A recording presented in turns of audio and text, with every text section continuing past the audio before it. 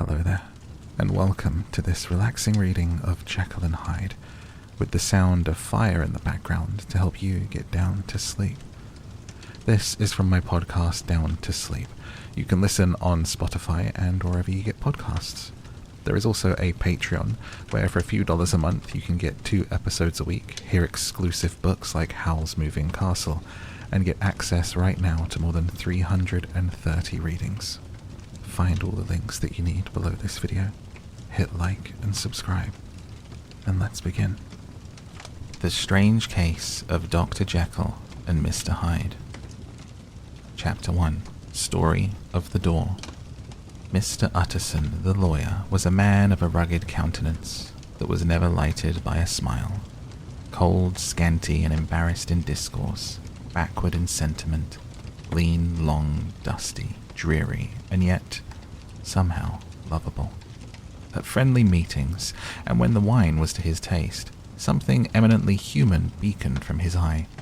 Something, indeed, which never found its way into his talk, but which spoke not only in those silent symbols of the after-dinner face, but more often and loudly in the acts of his life. He was austere with himself, drank gin when he was alone, to mortify a taste for vintages, and though he enjoyed the theatre, he had not crossed the doors of one for 20 years. But he had an approved tolerance for others, sometimes wondering, almost with envy, at the high pressure of spirits involved in their misdeeds, and in any extremity inclined to help rather than to reprove.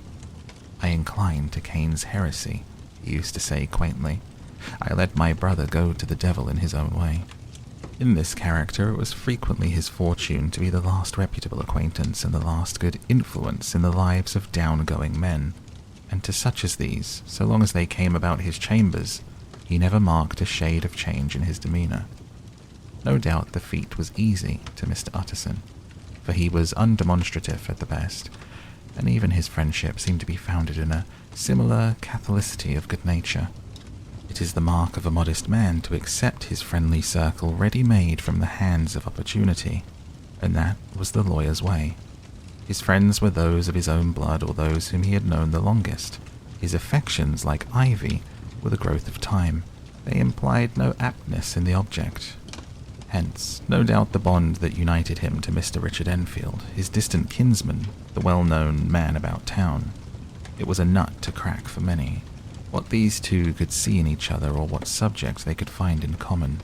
It was reported by those who encountered them in their Sunday walks that they said nothing, looked singularly dull, and would hail with obvious relief the appearance of a friend. For all that, the two men put the greatest store by these excursions, counted them the chief jewel of each week, and not only set aside occasions of pleasure, but even resisted the calls of business, that they might enjoy them uninterrupted. It chanced on one of these rambles that their way led them down a by-street in a busy quarter of London. The street was small and what is called quiet, but it drove a thriving trade on the weekdays. The inhabitants were all doing well, it seemed, and all emulously hoping to do better still, laying out the surplus of their grains in coquetry, so that the shop fronts stood along that thoroughfare with an air of invitation, like rows of smiling saleswomen. Even on Sunday, when it veiled its more florid charms and lay comparatively empty of passage, the street shone out in contrast to its dingy neighbourhood, like a fire in a forest, with its freshly painted shutters and well-polished brasses and general cleanliness and gaiety of note, instantly caught and pleased the eye of the passenger. 2 doors from one corner on the left hand going east, the line was broken by the entry of a court, and just at that point a certain sinister block of building thrust forward its gable on the street. It was 2 stories high, showed no window, nothing but a door on the lower story, and a blind forehead of discoloured wall on the upper, bore in every feature the marks of prolonged and sordid negligence. The door, which was equipped with neither bell nor knocker, was blistered and disdained. Tramps slouched into the recess and struck matches on the panels. Children kept shop upon the steps. The schoolboy had tried his knife on the mouldings, and for close on a generation, no one had appeared to drive away these random visitors or to repair their ravages. Mr. Enfield and the lawyer were on the other side of the by-street, but when they came abreast of the entry, The former lifted up his cane and pointed. "Did you ever remark that door?" he asked, and when his companion had replied in the affirmative, "It's connected in my mind," added he, "with a very odd story." "Indeed?" said Mr. Utterson with a slight change of voice. "And what was that?" "Well, it was this way," returned Mr. Enfield. "I was coming home from some place at the end of the world, about 3 o'clock of a black winter morning, and my way lay through part of town where there was literally nothing to be seen but lamps. Street after street, and all the folks asleep, street after street, all lighted up, as if for a procession, and all as empty as a church, till at last I got into that state of mind when a man listens, and begins to long for the sight of a policeman. All at once I saw 2 figures, one a little man who was stumping along eastward at a good walk, and the other a girl of maybe 8 or 10 who was running as hard as she was able down a cross street. Well, sir, the 2 ran into one another naturally enough at the corner, and then came the horrible part of the thing, for the man trampled calmly over the child's body and left her screaming on the ground. It sounds nothing to hear, but it was hellish to see. It wasn't like a man, it was like some damn juggernaut. I gave a few halloa, took to my heels and collared my gentleman, and I brought him back to where there was already quite a group about the screaming child. He was perfectly cool and made no resistance, but gave me one look so ugly that it brought out the sweat on me, like running. The people who had turned out were the girl's own family, and pretty soon the doctor, for whom she had been sent, put in his appearance. Well, the child was not much the worse, more frightened according to the sawbones, and there you might have supposed would be an end to it. But there was one curious circumstance. I'd taken a loathing to my gentleman at first sight, so had the child's family, which was only natural. But the doctor's case was what struck me. He was the usual cut-and-dry apothecary, of no particular age and colour, with a strong Edinburgh accent, and about as emotional as a bagpipe. Well, sir, he was like the rest of us. Every time he looked at my prisoner, I saw that sawbones turn sick and white with the desire to kill him. I knew what was in his mind, just as he knew what was in mine, and killing being out of the question, we did the next best. We told the man we could and would make such a scandal out of this as should make his name stink from one end of London to the other. If he had any friends or any credit, we undertook that we should lose them, and all the time as we were pitching it in red hot, we were keeping the women off him as best we could, for they were as wild as harpies. I never saw a circle of such hateful faces. And there was the man in the middle, with a kind of black, sneering coolness. Frightened, too, I could see that, but carrying it off, sir, really like Satan. "If you choose to make capital out of this accident," said he, "I am naturally helpless. No gentleman but wishes to avoid a scene," says he. "Name your figure."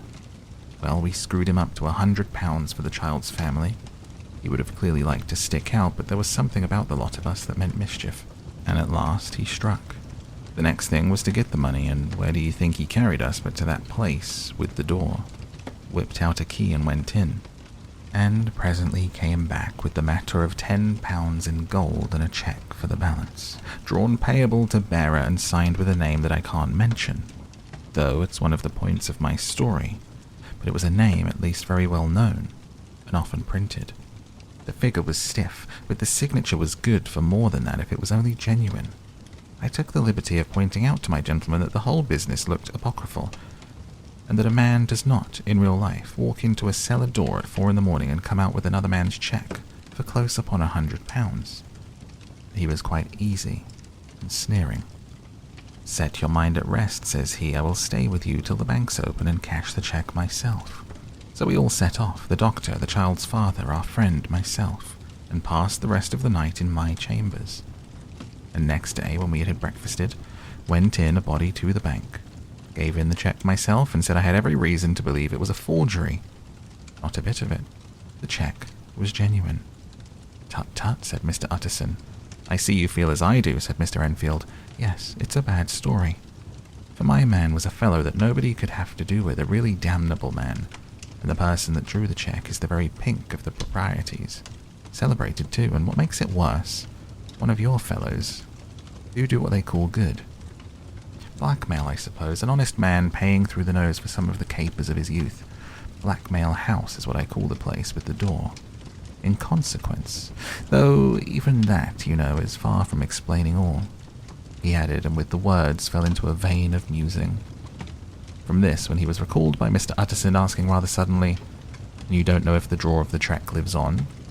"A likely place, isn't it?" returned Mr. Enfield. "But I happen to have noticed his address. He lives in some square or other." "And you never asked about the place with the door?" said Mr. Utterson.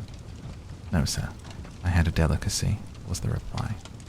I feel very strongly about putting questions. It partakes too much of the style of the day, of judgment. You start a question, and it's like starting a stone. You sit quietly on the top of a hill. Away the stone goes, starting others, and presently some bland old bird, the last you would have thought of, is knocked on the head in his own back garden, and the family have to change their name. No, sir, I make it a rule of mine. The more it looks like Queer Street, the less I talk." "A very good rule, too," said the lawyer. "But I have studied the place for myself," continued Mr. Enfield. "It seems scarcely a house. There is no other door, and nobody goes in or out of that one but once in a great while the gentleman of my adventure. There are 3 windows looking on the court on the first floor, none below. The windows are always shut, but they're clean. And then there's a chimney which is generally smoking, so somebody must live there. And yet it's not so sure, for the buildings are so packed together about the court that it's hard to say where one ends and another begins." The pair walked on again for a while in silence, and then, "Enfield," said Mr. Utterson, "that's a good rule of yours." "Yes, I think it is," returned Enfield. "But for all of that," continued the lawyer, "there's one point I want to ask. I want to ask the name of the man who walked over the child." "Well," said Mr. Enfield, "I can't see what harm it would do. It was a man of the name of Hyde." Said Mr. Utterson. "What sort of man is he to see?" "He's not easy to describe. There's something wrong with his appearance, something displeasing, something downright detestable. I never saw a man I so disliked, and yet I scarce know why. He must be deformed somewhere. He gives a strong feeling of deformity, although I couldn't specify the point. He's an extraordinary-looking man, and yet I really can name nothing out of the way. No, sir, I can make no hand of it. I can't describe him, and it's not want of memory, for I declare I can see him this moment." Mr. Utterson again walked some way in silence, and obviously under a weight of consideration. "You're sure he used a key?" he inquired at last. "My dear sir," began Enfield, surprised out of himself. "Yes, I know. I know it must seem strange. The fact is, if I do not ask you the name of the other party, it's because I know it already. You see, Richard, your tale has gone home. If you have been inexact in any point, you had better correct it." "I think you might have warned me," returned the other with a touch of sullenness, "but I had been pedantically exact, as you call it. The fellow had a key, and what's more, he has it still. I saw him use it not a week ago." Mr. Utterson sighed deeply, but never said a word, and the young man presently resumed. "Here's another lesson, to say nothing," said he. "I'm ashamed of my long tongue. Let us make a bargain, never to refer to this again." "With all my heart," said the lawyer. "I shake hands on that, Richard." Chapter 2. The Search for Mr. Hyde. That evening Mr. Utterson came home to his bachelor house in sombre spirits, and sat down to dinner without relish. It was his custom of a Sunday, when this meal was over, to sit close by the fire, a volume of some dry divinity on his reading desk until the clock of the neighbouring church rang out the hour of 12, when he would go soberly and gratefully to bed. On this night, however, as soon as the cloth was taken away, he took up a candle and went into his business room. There he opened his safe, took from the most private part of it a document endorsed on the envelope as Dr. Jekyll's will, and sat down with a clouded brow to study its contents. The will was holograph, for Mr. Utterson, though he took charge of it now that it was made, had refused to lend the least assistance in the making of it. It provided not only that, in the case of the decease of Dr. Henry Jekyll, all his possessions were to pass into the hands of his friend and benefactor, Edward Hyde, but that in case of Dr. Jekyll's disappearance or unexplained absence for any period exceeding 3 calendar months, the said Edward Hyde should step into the said Henry Jekyll's shoes without further delay, and free from any burden or obligation beyond the payment of a few small sums to the members of the doctor's household. This document had long been the lawyer's eyesore. It offended him, both as a lawyer and as a lover of the sane and customary sides of life. To whom the fanciful was immodest, and hitherto it was his ignorance of Mr. Hyde that had swelled his indignation. Now, by a sudden turn, it was his knowledge. It was already bad enough when the name was but a name, of which he could learn no more. It was worse when it began to be clothed upon with detestable attributes. And out of the shifting, insubstantial mists that had so long baffled his eye, there leaped up the sudden, definite presentment of a fiend. I thought it was madness, he said, as he replaced the obnoxious paper in the safe. And now I begin to fear it is disgrace. With that, he blew out his candle, put on a great coat, and set forth in the direction of Cavendish Square, that citadel of medicine, where his friend, the great Dr. Lanyon, had his house and received his crowding patients. If anyone knows, it will be Lanyon, he thought. The solemn butler knew and welcomed him. He was subjected to no stage of delay, but ushered direct from the door to the dining room, where Dr. Lanyon sat alone over his wine.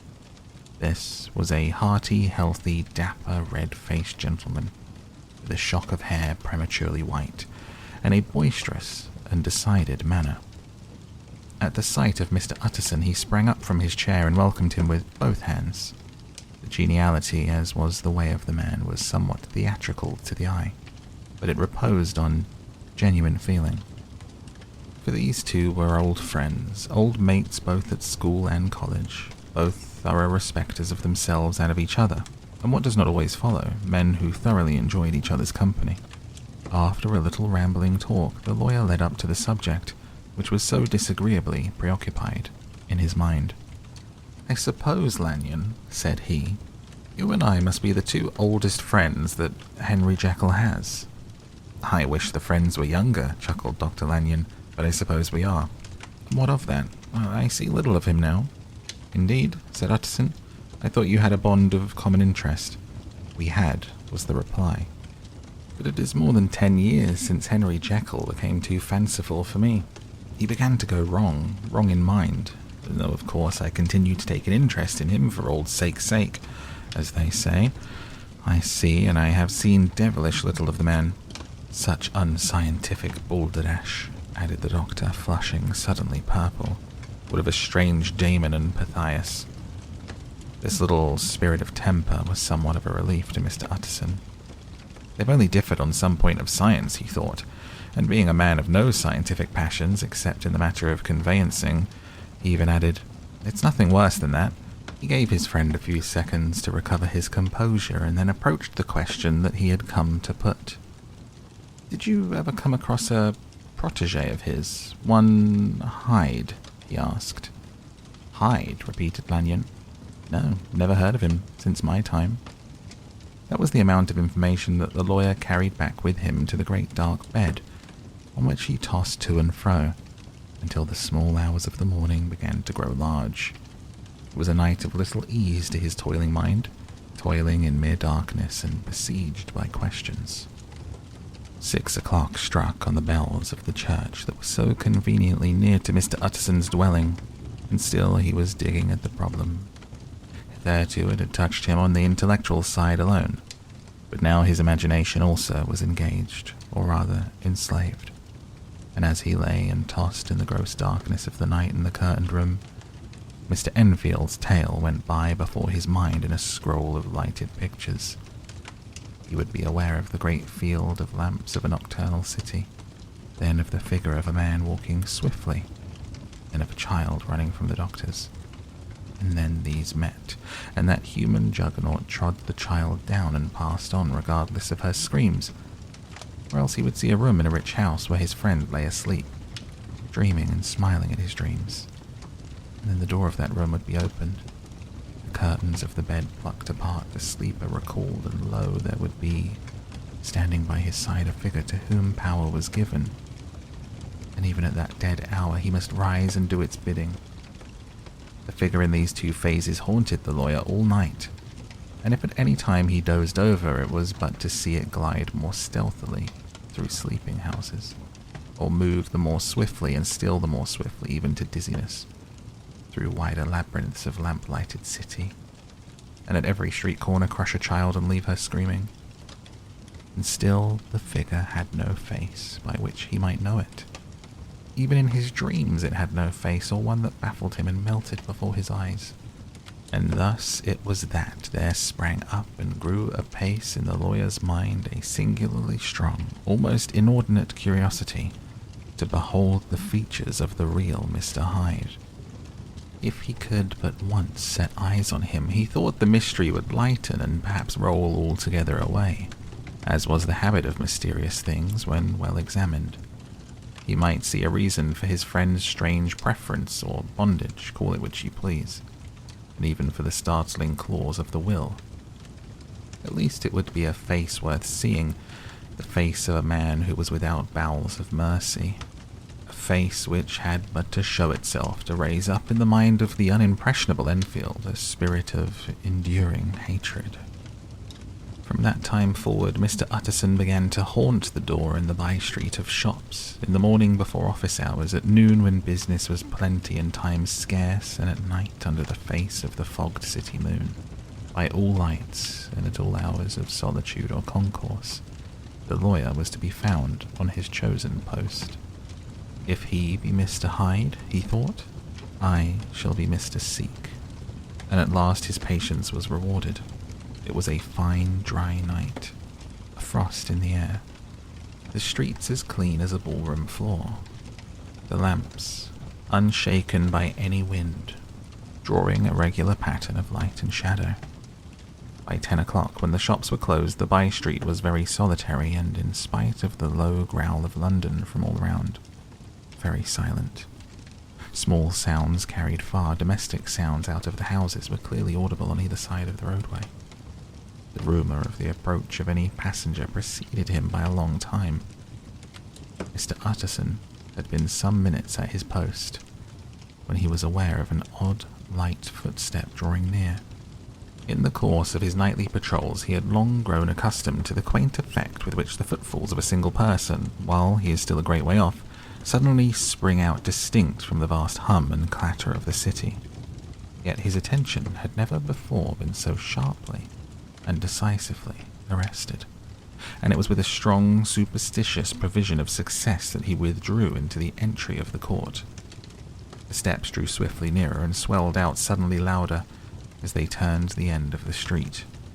The lawyer, looking forth from the entry, could soon see what manner of man he had to deal with.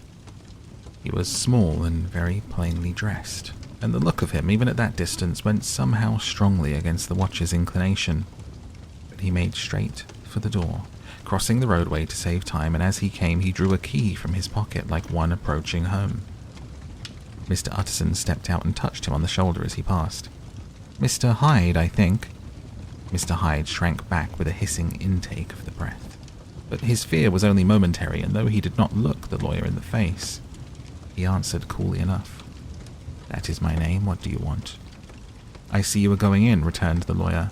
"I'm an old friend of Dr. Jekyll's, Mr. Utterson of Gaunt Street. You must have heard of my name, and meeting you so conveniently, I thought you might admit me." "You will not find Dr. Jekyll. He is from home," replied Mr. Hyde, blowing in the key, and suddenly, but still without looking up, "How did you know me?" he asked. "On your side," said Mr. Utterson. "Will you do me a favour?" "With pleasure," replied the other. "What shall it be?" "Will you let me see your face?" asked the lawyer. Mr. Hyde appeared to hesitate, and then, as if upon some sudden reflection, fronted about with an air of defiance, and the pair stared at each other pretty fixedly for a few seconds. "Now I shall know you again," said Mr. Utterson. "It may be useful." "Yes," returned Mr. Hyde. "It is as well we have met. You should have my address." And he gave a number of a street in Soho. Good God, thought Mr. Utterson. Can he too have been thinking of the will? But he kept his feelings to himself and only grunted in acknowledgement of the address. "And now," said the other, "how did you know me?" "By description," was the reply. "Whose description?" "We have common friends," said Mr. Utterson. "Common friends," echoed Mr. Hyde a little hoarsely. "Who are they?" Jekyll, for instance, said the lawyer. He never told you, cried Mr. Hyde with a flush of anger. I did not think you would have lied. Come, said Mr. Utterson, that is not fitting language. The other snarled aloud into a savage laugh, and the next moment, with extraordinary quickness, he had unlocked the door and disappeared into the house. The lawyer stood a while when Mr. Hyde had left him, the picture of disquietude. Then he began slowly to mount the street, pausing every step or two and putting his hand to his brow like a man in mental perplexity. The problem he was thus debating as he walked was one of a class that is rarely solved. Mr. Hyde was pale and dwarfish. He gave an impression of deformity without any nameable malformation. He had a displeasing smile. He had borne himself to the lawyer with a sort of murderous mixture of timidity and boldness, and he spoke with a husky whispering and somewhat broken voice. All these were points against him, but not all of these together could explain the hitherto unknown disgust, loathing and fear with which Mr. Utterson regarded him. There must be something else, said the perplexed gentleman. There is something more, if I could find a name for it. God bless me, the man seems hardly human. Something troglodytic, shall we say? Or can it be the old story of Dr. Fell? Or is it the mere radiance of a foul soul that thus transpires through and transfigures its clay continent? The last, I think, for, oh, my poor old Harry Jekyll, if I ever read Satan's signature upon a face, it is that on your new friend. Round the corner from the by-street there was a square of ancient handsome houses, now for the most part decayed from their high estate, and let-in flats and chambers to all sorts and conditions of men. Map engravers, architects, shady lawyers, and the agents of obscure enterprise. One house, however, second from the corner, was still occupied entire, and at the door of this, which wore a great air of wealth and comfort, though it now plunged in darkness except for the fanlight, Mr. Utterson stopped and knocked. A well-dressed elderly servant opened the door. "Is Dr. Jekyll at home, Poole?" asked the lawyer. "I will see, Mr. Utterson," said Poole, admitting the visitor as he spoke into a large low-roofed comfortable hall paved with flags, warmed after the fashion of a country house by a bright open fire, and furnished with costly cabinets of oak. "Will you wait here by the fire, sir, or shall I give you a light in the dining room?" "Here, thank you," said the lawyer, and he drew near and leaned on the tall fender. This hall, in which he was now left alone, was a pet fancy of his friend the doctor's, and Utterson himself was wont to speak of it as the pleasantest room in London. But tonight there was a shudder in his blood. The face of Hyde sat heavy on his memory. He felt, what was rare of him, a nausea and distaste of life, and in the gloom of his spirits he seemed to read a menace in the flickering of the firelight on the polished cabinets, and the uneasy starting of the shadow on the roof. He was ashamed of his relief when Poole presently returned to announce that Dr. Jekyll was gone out. "I saw Mr. Hyde go in the old dissecting room, Poole," he said. "Is that right when Dr. Jekyll is from home?" "Quite right, Mr. Utterson, sir," replied the servant. "Mr. Hyde has a key." "Your master seems to repose a great deal of trust in that young man, Poole," resumed the other, musingly. "Yes, sir, he does indeed," said Poole. "We have all orders to obey him." "I do not think I've ever met Mr. Hyde," asked Utterson. "Oh dear, no, sir. He never dines here," replied the butler. "Indeed, we see very little of him on this side of the house. He mostly comes and goes by the laboratory. Well, good night, Poole. Good night, Mr. Utterson." And the lawyer set out homeward with a very heavy heart. Poor Harry Jekyll, he thought. My mind misgives me that he is in deep waters. He was wild when he was young, a long while ago to be sure, but in the law of God there is no statute of limitations. Aye, it must be that, the ghost of some old sin, the cancer of some concealed disgrace.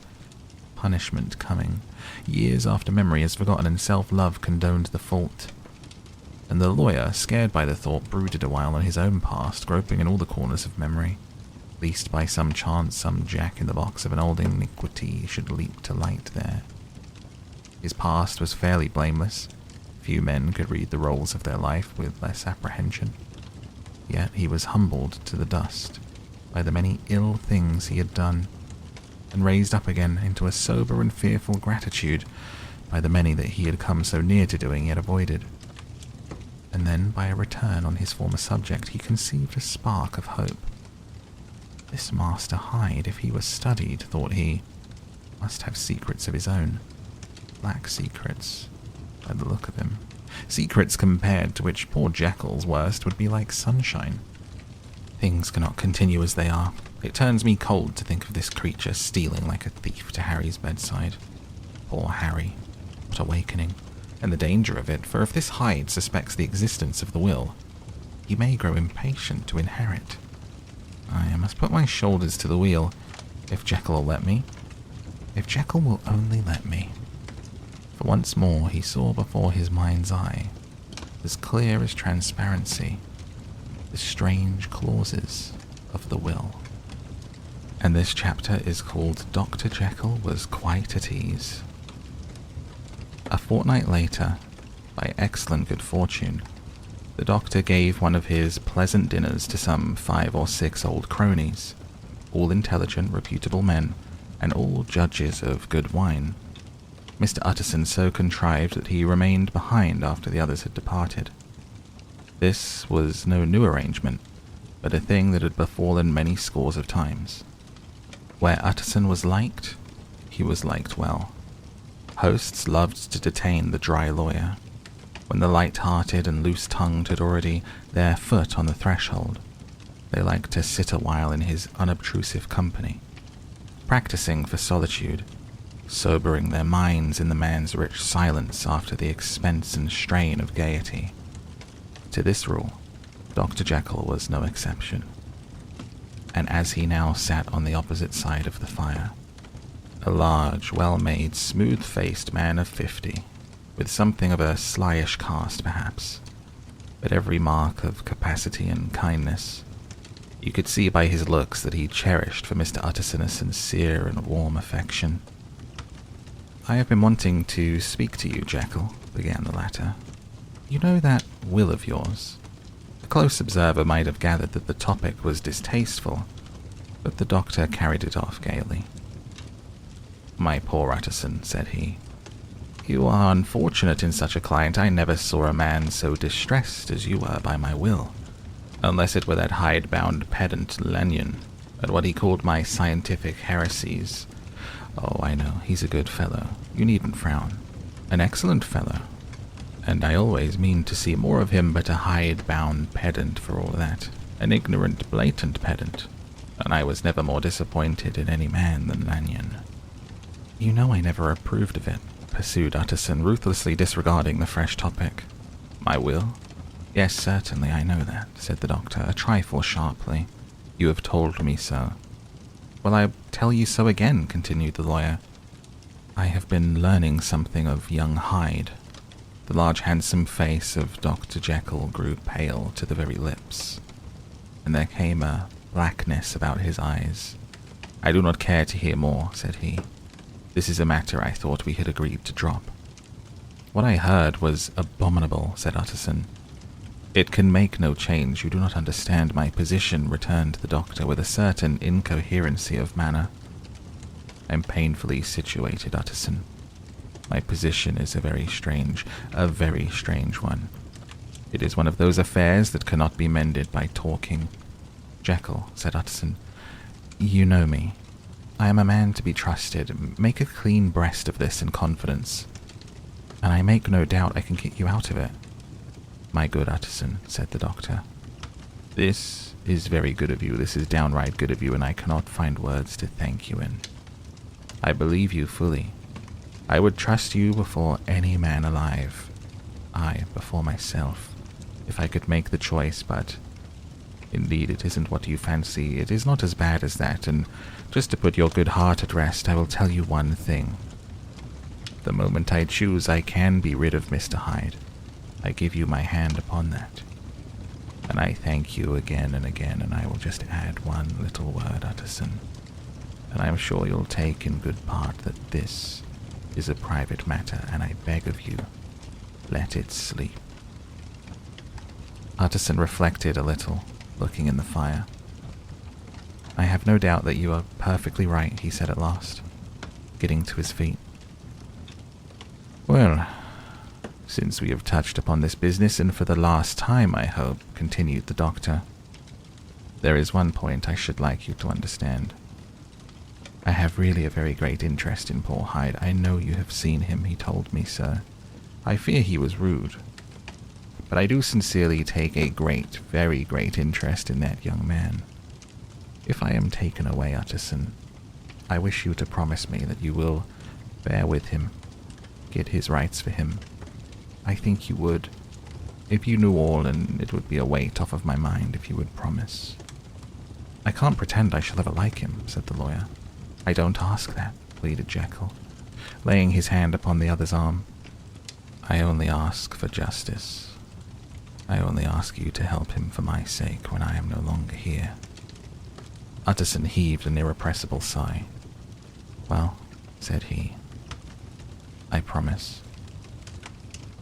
Nearly a year later, in the month of October 18, London was startled by a crime of singular ferocity, rendered all the more notable by the high position of the victim.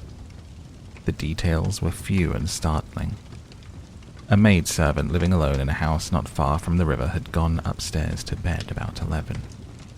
Although a fog rolled over the city in the small hours, the early part of the night was cloudless, and the lane, which was the maid's window overlooked, was brilliantly lit by the full moon.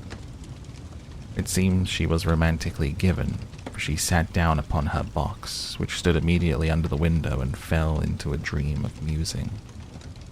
Never, she used to say with streaming tears when she narrated the experience, never had she felt more at peace with all men, or thought more kindly of the world. And as she so sat, she became aware of an aged, beautiful gentleman with white hair, drawing near along the lane, and advancing to meet him, another very small gentleman, to whom at first she paid less attention. When they had come within reach, which was just under the maid's eyes, the older man bowed and accosted the other with a very pretty manner of politeness. It did not seem as if the subject of his address were of great importance. Indeed, from his pointing, it sometimes appeared as if he were only inquiring his way. But the moon shone on his face as he spoke, and the girl was pleased to watch it. It seemed to breathe such an innocent and old-world kindness, of disposition, yet with something high, too, as of a well-founded self-content. Presently her eye wandered to the other, and she was surprised to recognize in him a certain Mr. Hyde, who had once visited her master and for whom she had conceived a dislike. He had in his hand a heavy cane, with which he was trifling, but he answered never a word, and seemed to listen with an ill-contained impatience. And then, all of a sudden, he broke out in a great flame of anger, stamping his foot, brandishing the cane, and carrying on, as the maid described it, like a madman. The old gentleman took a step back with the air of one very much surprised and a trifle hurt. And at that, Mr. Hyde broke out of all bounds and clubbed him to the earth. And next moment, with ape-like fury, he was trampling his victim underfoot, hailing down a storm of blows, under which the bones were audibly shattered. The body jumped upon the roadway. At the horror of these sights and sounds, the maid fainted. It was 2:00 when she came to herself and called for the police. The murderer was gone long ago, but there lay his victim, in the middle of the lane, incredibly mangled. The stick with which the deed had been done, although it was of some rare and very tough and heavy wood, had broken in the middle under the stress of this cruelty. One splintered half had rolled into the neighboring gutter, the other, without doubt, had been carried away by the murderer. A purse and a gold watch were found upon the victim, but no cards or papers, except a sealed and stamped envelope, which he had been probably carrying to the post, and bore the name and address of Mr. Utterson. This was brought to the lawyer the next morning, before he was out of bed, and he had no sooner seen it and been told the circumstances that he shot out a solemn lip. "I shall say nothing until I've seen the body," said he. "This may be very serious. Have the kindness to wait while I dress." And with the same grave countenance he hurried through his breakfast and drove to the police station. As soon as he came into the cell, he nodded. "Yes," said he, "I recognize him. I'm sorry to say that is Sir Danvers Carew." "Good God, sir," exclaimed the officer. "Is it possible?" The next moment his eye lighted up with professional ambition. "This will make a deal of noise," he said. "Perhaps you can help us to the man." He briefly narrated what the maid had seen and showed the broken stick. Mr. Utterson had already quailed at the name of Hyde, but when the stick was laid before him, he could doubt no longer. Broken and battered as it was, he recognized it for the one that he himself presented many years before to Henry Jekyll. "Is this Mr. Hyde a person of small stature?" he inquired. "Particularly small, and particularly wicked-looking, is what the maid calls him," said the officer. Mr. Utterson reflected, and then raising his head, "If you'll come with me in my cab," he said, "I think I can take you to his house." It was by this time about 9 in the morning, in the first fog of the season. A great chocolate-coloured pall lowered over heaven, but the wind was continually charging, rooting these embattled vapours, so that as the cab crawled from street to street, Mr. Utterson beheld a marvellous number of degrees and hues of twilight. For here it would be dark like the back end of evening, and there would be a glow of a rich lurid brown, like the light of some strange conflagration.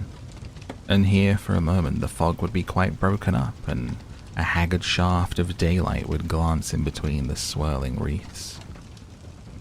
The dismal quarter of Soho seen under these changing glimpses, with its muddy ways and slatternly passengers, and its lamps which had never been extinguished, or had been kindled afresh to combat this mournful reinvasion of darkness, seemed in the lawyer's eyes like a district of some city in a nightmare. The thoughts of his mind besides were of the gloomiest dye, and when he glanced at the companion of his drive, he was conscious of some touch of that terror of the law and the law's officers, which may at times assail the most honest. As the cab drew up before the address indicated, the fog lifted a little, and showed him a dingy street, a gin palace, a low French eating house, a shop for the retail of penny numbers and 2-penny salads, many ragged children huddled in doorways, and many women of many different nationalities passing out, key in hand, to have a morning glass. The next moment the fog settled down again upon that part, as brown as umber, and cut him off from his blackguardly surroundings.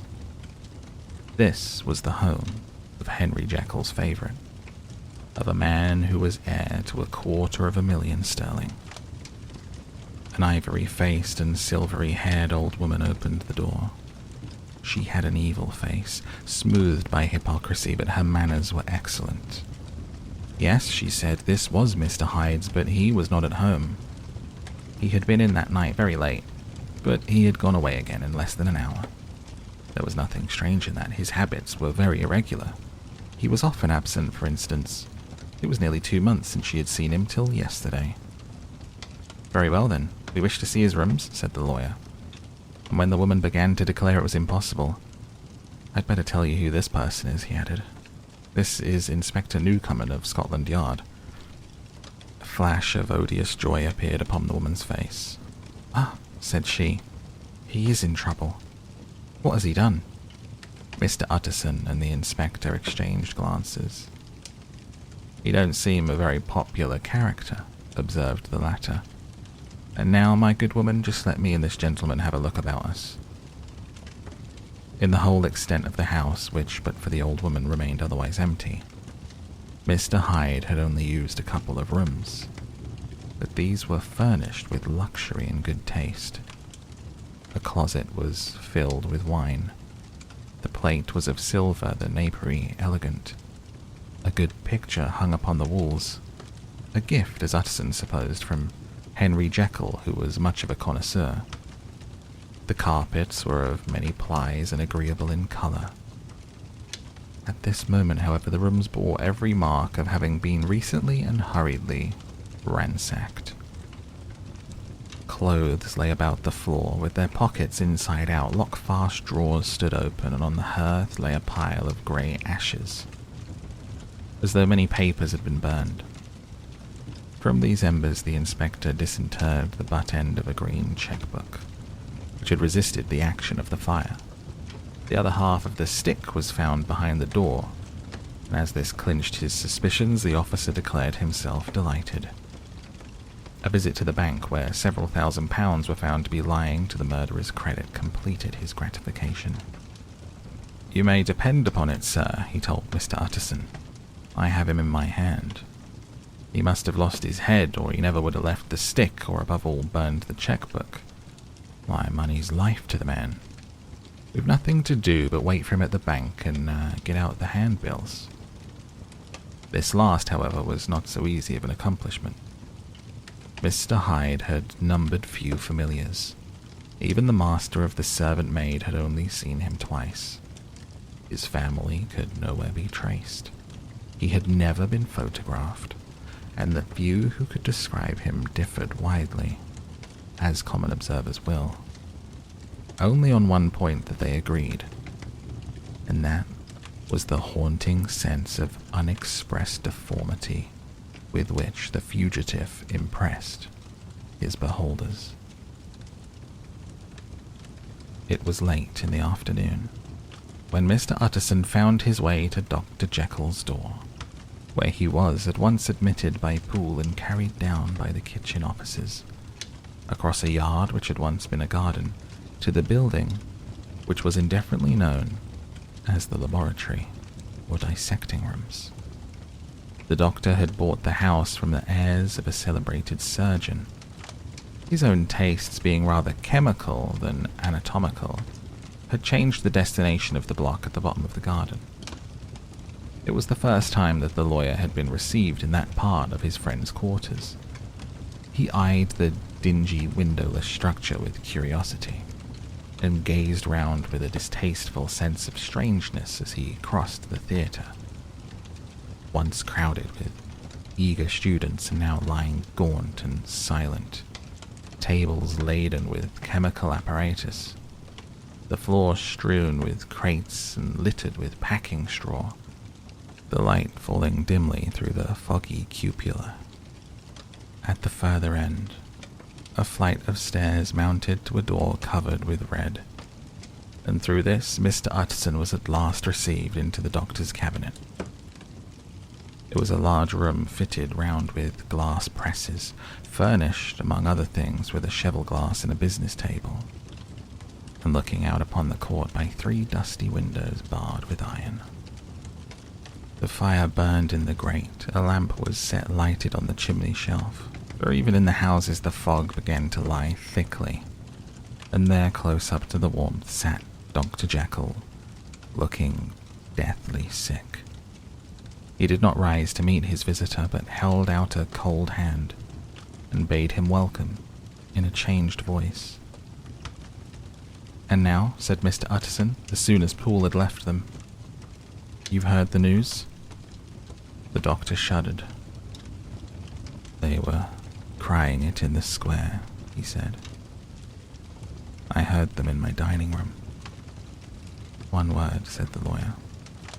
"Carew was my client, but so are you. And I want to know what I'm doing. You have not been mad enough to hide this fellow." "Utterson, I swear to God," cried the doctor. "I swear to God I will never set eyes upon him again. I bind my honor to you that I am done with him in this world. It is all at an end. Indeed, he does not want my help. You do not know him as I do. He is safe. He is quite safe. Mark my words, he will never more be heard of." The lawyer listened gloomily. He did not like his friend's feverish manner. "You seem pretty sure of him," said he. "For your sake, I hope you may be right. If it came to a trial, your name might appear." "I'm quite sure of him," replied Jekyll. "I have grounds for certainty that I cannot share with anyone, but there is one thing on which you may advise me. I have received a letter, and I am at a loss whether I should show it to the police. I should like to leave it in your hands, Utterson. You would judge wisely, I'm sure. I have so great a trust in you." "You fear, I suppose, that it might lead to his detection?" asked the lawyer. "No," said the other. "I cannot say that I care what becomes of Hyde. I am quite done with him. I was thinking of my own character, which this hateful business has rather exposed." Utterson ruminated a while. He was surprised at his friend's selfishness and yet relieved by it. "Well, let me see the letter." The letter was written in an odd upright hand and signed Edward Hyde. It signified briefly enough that the writer's benefactor, Dr. Jekyll, whom he had long so unworthily repaid for 1,000 generosities, need labor under no alarm for his safety, as he had means of escape on which he placed a sure dependence. The lawyer liked this letter well enough. It put a better color on the intimacy than he had looked for, and he blamed himself for some of his past suspicions. "Have you the envelope?" he asked.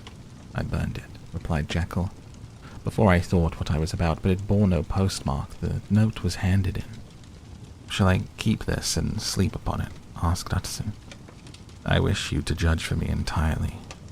I've lost confidence in myself." "Well, I shall consider," returned the lawyer. "And now one word more. It was Hyde who dictated the terms in your will about that disappearance." The doctor seemed seized with a qualm of faintness. He shut his mouth tight and nodded. "I knew it," said Utterson. "He meant to murder you. You had a fine escape." "I have had what is far more to the purpose," returned the doctor solemnly. "I have had a lesson. Oh God, Utterson, what a lesson I have had." He covered his face for a moment with his hands. On his way out, the lawyer stopped and had a word or two with Poole. "By the by," said he, "there was a letter handed in today. What was the messenger like?" Poole was positive nothing had come except by post, and only circulars by that, he added. This news sent off the visitor with his fears renewed. Plainly, the letter had come by the laboratory door. Possibly, indeed, it had been written in the cabinet. And if that was so, it must be differently judged and handled with more caution. The newsboys, as he went, were crying themselves hoarse along the footways. Special edition, shocking murder of an MP. That was the funeral oration of one friend and one client. He could not help a certain apprehension lest the good name of another should be sucked down in the eddy of the scandal. It was at least a ticklish decision that he had to make. But self-reliant as he was by habit, he began to cherish a longing for advice. It was not to be had directly, but perhaps he thought it might be fished for. Presently after, he sat on one side of his own hearth with Mr. Guest, his head clerk, upon the other. Midway between, at a nicely calculated distance from the fire, a bottle of a particular old wine that had long dwelt unsunned in the foundations of his house. The fog still slept on the wing above the drowned city, where the lamps glimmered like carbuncles, and through the muffle and smother of these fallen clouds, the procession of the town's life was still rolling in through the great arteries with a sound as of a mighty wind. But the room was gay with firelight. In the bottle, the acids were long ago resolved. The imperial dye had softened with time, and as the color grows richer in stained windows, and the glow of hot autumn afternoons on hillside vineyards was ready to be set free and to disperse the fogs of London. Insensibly, the lawyer melted. There was no man from whom he kept fewer secrets than Mr. Guest, and he was not always sure that he kept as many as he meant. Guest had often been on business to the doctor's. He knew all he could scarce have failed to hear of Mr. Hyde's familiarity about the house. He might draw conclusions. Was it not as well, then, that he should see a letter which put that mystery to right?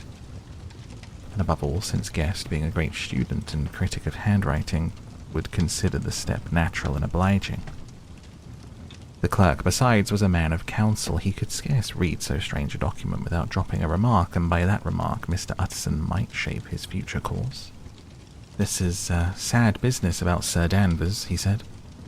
"Yes, sir. It's elicited a great deal of public feeling," returned Guest. The man, of course, was mad. "I'd like to hear your views on that," replied Utterson. "I've a document here in his handwriting. It's between ourselves, for I scarce know what to do about it.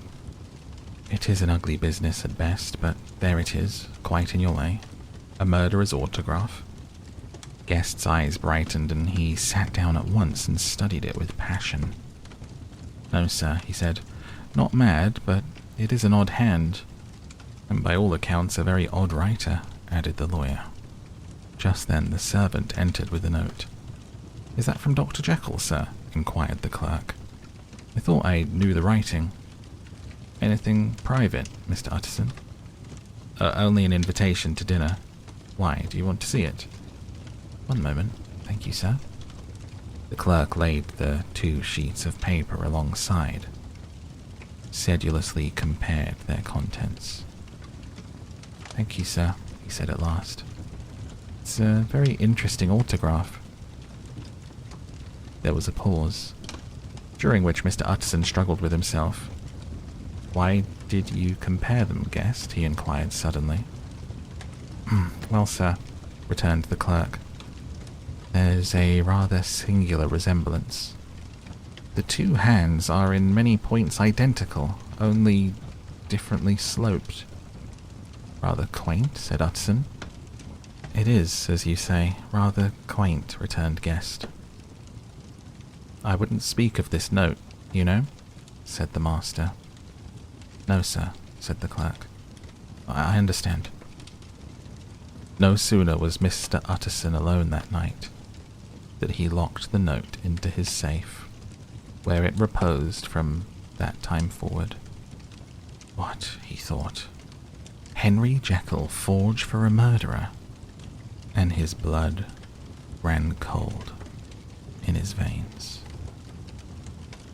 The incident of Dr. Lanyon.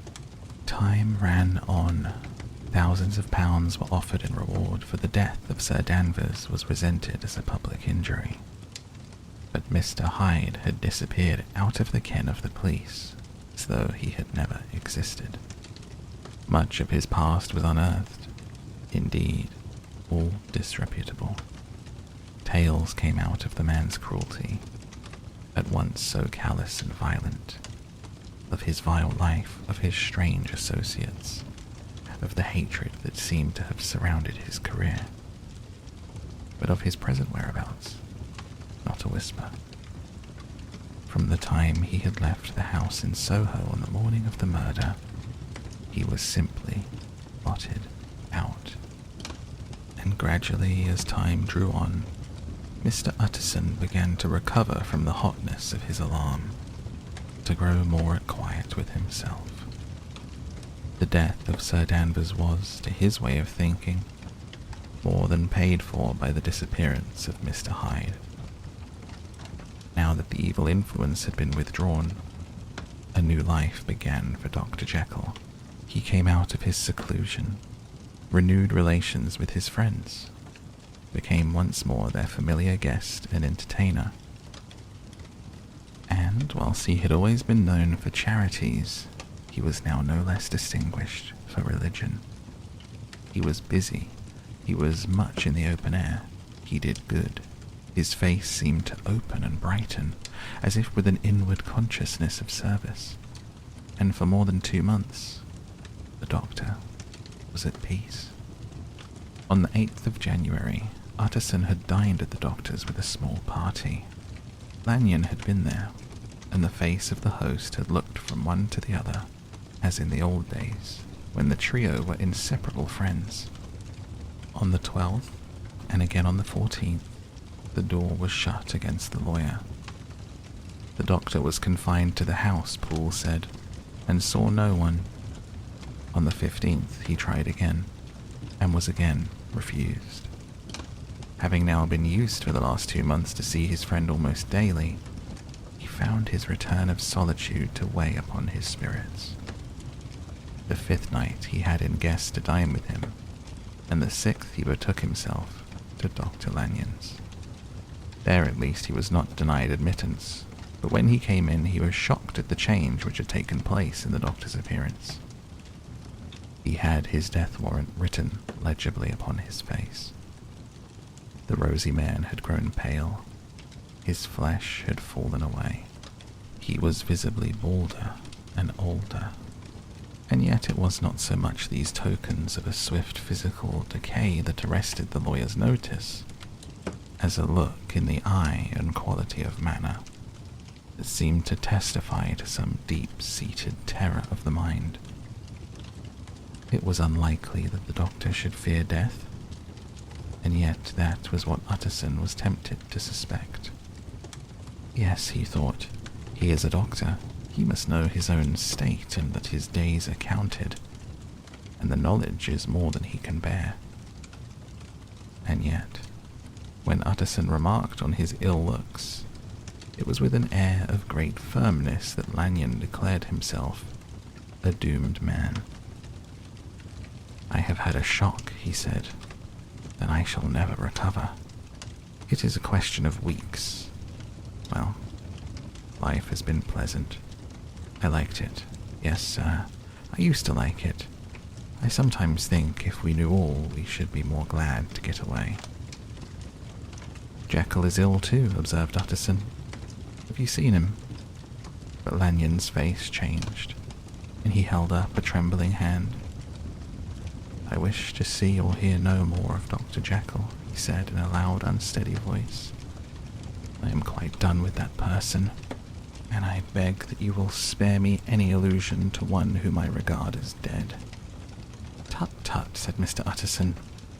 Then after a considerable pause, "Can't I do anything? We are 3 very old friends, Lanyon. We shall not live to make others." "Nothing can be done," returned Lanyon. "Ask himself." "He will not see me," said the lawyer.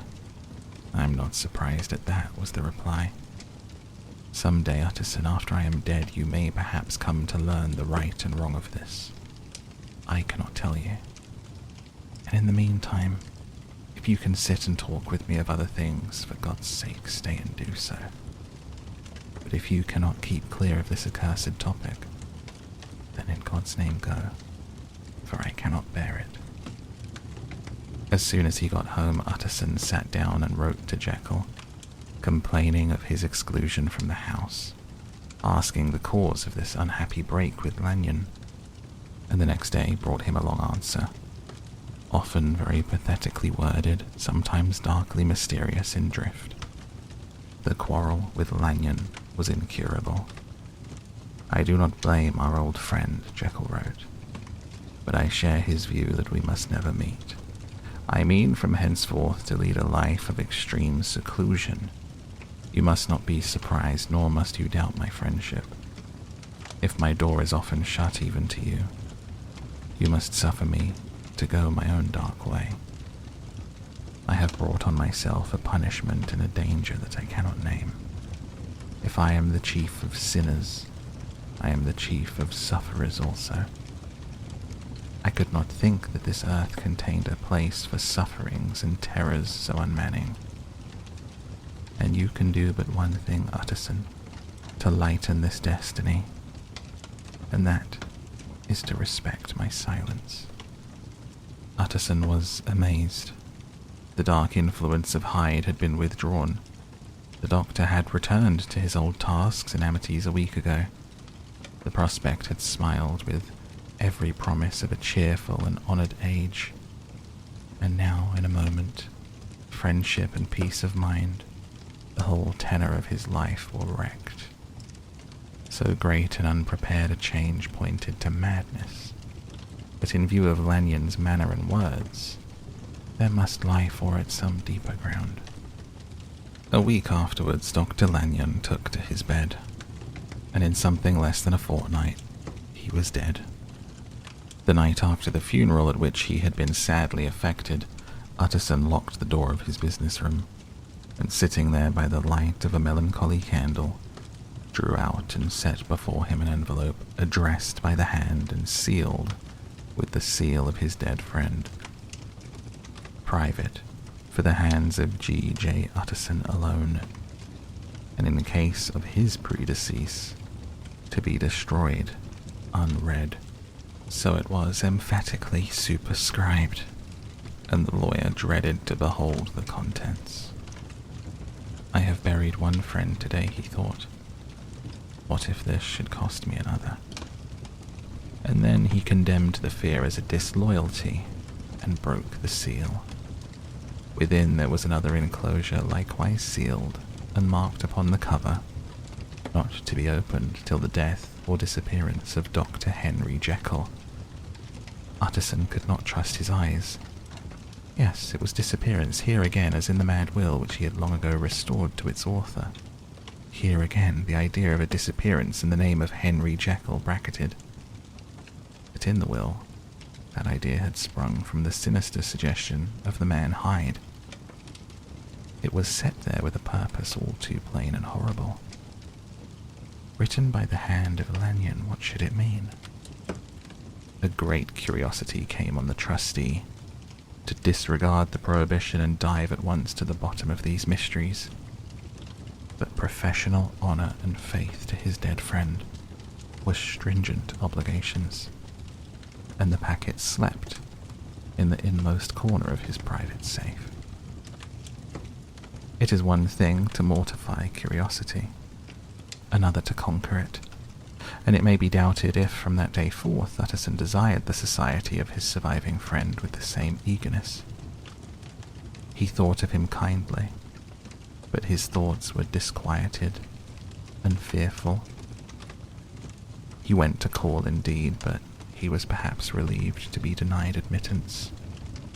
Perhaps in his heart he preferred to speak with Poole upon the doorstep and surrounded by the air and sounds of the open city, rather than be admitted into that house of voluntary bondage, to sit and speak with its inscrutable recluse. Poole had indeed no very pleasant news to communicate. The doctor, it appeared, now more than ever confined himself to the cabinet over the laboratory, where he would sometimes sleep. He was out of spirits. He had grown very silent. He did not read. It seemed as if he had something on his mind. Utterson became so used to the unvarying character of these reports that he fell off, little by little, in the frequency of his visits. Incident at the window. It chanced on Sunday, when Mr. Utterson was on his usual walk with Mr. Enfield, that their way lay once again through the by-street, and that when they came in front of the door, both stopped to gaze on it. "Well," said Enfield, "that story's at an end at least. We shall never see more of Mr. Hyde." "I hope not," said Utterson. "Did I ever tell you that I once saw him? Shared your feeling of repulsion?" "It's impossible to do the one without the other," returned Enfield. "By the way, what an ass you must have thought me, not to know that this was a back way to Dr. Jekyll's. It was partly your own fault that I found it out, even when I did." "So you found it out, did you?" said Utterson. "But if that be so, we may step into the court and take a look at the windows. To tell you the truth, I'm uneasy about poor Jekyll. And even outside, I feel as if the presence of a friend might do him good." The court was very cool and a little damp, full of premature twilight, although the sky high up overhead was still bright with sunset. The middle one of the 3 windows was halfway open, and sitting close beside it, taking the air with an infinite sadness of mien, like some disconsolate prisoner, Utterson saw Dr. Jekyll. "What? Jekyll," he cried. "I trust you are better." "I am very low, Utterson," replied the doctor drearily.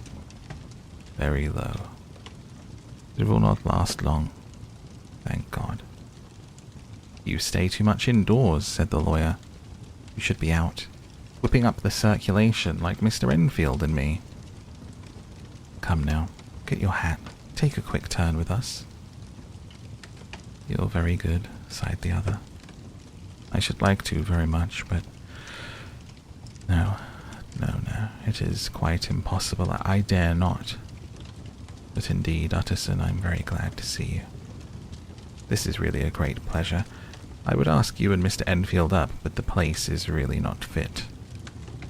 "Why then," said the lawyer good-naturedly, "the best thing we can do is stay down here and speak with you from where we are." "That is just what I was about to venture to propose," returned the doctor with a smile. The words were hardly uttered before the smile was struck out of his face, and succeeded by an expression of such abject terror and despair as froze the very blood of the 2 gentlemen below. They saw it but for a glimpse, for the window was instantly thrust down. But that glimpse had been sufficient, and they turned and left the court without a word. In silence, too, they traversed the by-street, and it was not until they had come into a neighbouring thoroughfare, where even upon a Sunday there were still some stirrings of life, that Mr. Utterson at last turned and looked at his companion. They were both pale, and there was an answering horror in their eyes. God forgive us, said Mr. Utterson. But Mr. Enfield only nodded his head very seriously, and walked on once more in silence. The last night. Mr. Utterson was sitting by his fireside one evening after dinner, when he was surprised to receive a visit from Poole. "Bless me, Poole, what brings you here?" he cried, and taking a second look at him. "What ails you? Is the doctor ill?" "Mr. Utterson," said the man, "there is something wrong." "Take a seat. Here's a glass of wine for you," said the lawyer. "Take your time. Tell me plainly what you want." "You know the doctor's ways, sir," replied Poole. "How he shuts himself up." "Well, he's shut up again in the cabinet, and I don't like it, sir. I wish I may die if I like it. Mr. Utterson, sir, I'm afraid." "Now, my good man," said the lawyer, "be explicit. What are you afraid of?" "I've been afraid for about a week," returned Poole, doggedly disregarding the question. "I can bear it no more." The man's appearance amply bore out his words. His manner was altered for the worse, and except for the moment when he had first announced his terror, he had not once looked the lawyer in the face. Even now he sat with the glass of wine untasted on his knee, his eyes directed to a corner of the floor. "I can bear it no more," he repeated. "Come," said the lawyer. "I see you have some good reason, Poole. I see there is something seriously amiss. Try to tell me what it is." "I think there's been foul play," said Poole hoarsely. "Foul play?" cried the lawyer, a good deal frightened and rather inclined to be irritated in consequence. "What foul play? What does the man mean?" "I daren't say, sir, but will you come along with me and see for yourself?" Mr. Utterson's only answer was to rise and get his hat and greatcoat, but he observed with wonder the greatness of the relief that appeared upon the butler's face. Perhaps with no less, the wine was still untasted when he set it down to follow. It was a wild, cold, seasonable night of March, with a pale moon lying on her back as though the wind had tilted her. flying wrack of the most diaphanous and lawny texture. The wind made talking difficult and flecked the blood into the face. It seemed to have swept the streets unusually bare of passengers. Besides, for Mr. Utterson thought he had never seen that part of London so deserted. He could have wished it otherwise. Never in his life had he been conscious of so sharp a wish to see and touch his fellow creatures. For struggle as he might, there was borne in upon his mind a crushing anticipation of calamity. The square, when they got there, was full of wind and dust. The thin trees in the garden were lashing themselves along the railing. Poole, who had kept all the way a pace or two ahead, pulled up in the middle of the pavement, and in spite of the biting weather, took off his hat and mopped his brow with a red pocket handkerchief. For all the hurry of his coming, these were not the dews of exertion that he wiped away, the moisture of some strangling anguish. His face was white, and his voice when he spoke was harsh and broken.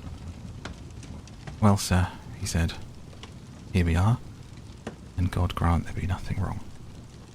"Amen, Poole," said the lawyer. Thereupon the servant knocked in a very guarded manner. The door was opened on the chain, and a voice asked from within, "Is that you, Poole?" "It's all right," said Poole. "Open the door." The hall, when they entered it, was brightly lighted up. The fire was built high in the hearth, and the whole of the servants, men and women, stood huddled together like a flock of sheep. At the sight of Mr. Utterson, the housemaid broke into hysterical whimpering, and the cook crying out, "Bless God, it's Mr. Utterson!" He ran forward as if to take him in her arms. What are you all here?" said the lawyer peevishly. "Very irregular, very unseemly. Your master would be far from pleased." "They're all afraid," said Poole. Blank silence followed, no one protesting. Only the maid lifted her voice and now wept loudly. "Hold your tongue," Poole said to her with a ferocity of accent that testified to his own jangled nerves. And indeed, when the girl had so suddenly raised the note of her lamentation, they had all started and turned towards the inner door with faces of dreadful expectation. "And now," continued the butler, addressing the knife boy, "reach me a candle, and we'll get this through hands at once." He begged Mr. Utterson to follow him and led the way to the back garden. "Now, sir," said he, "you come as gently as you can. I want you to hear, and I don't want you to be heard. And see here, sir, if by any chance he was to ask you to go in, don't go." Mr. Utterson's nerves, at this unlooked-for termination, gave a jerk that nearly threw him from his balance. He recollected his courage and followed the butler into the laboratory building, through the surgical theatre, with its lumber of crates and bottles to the foot of the stair.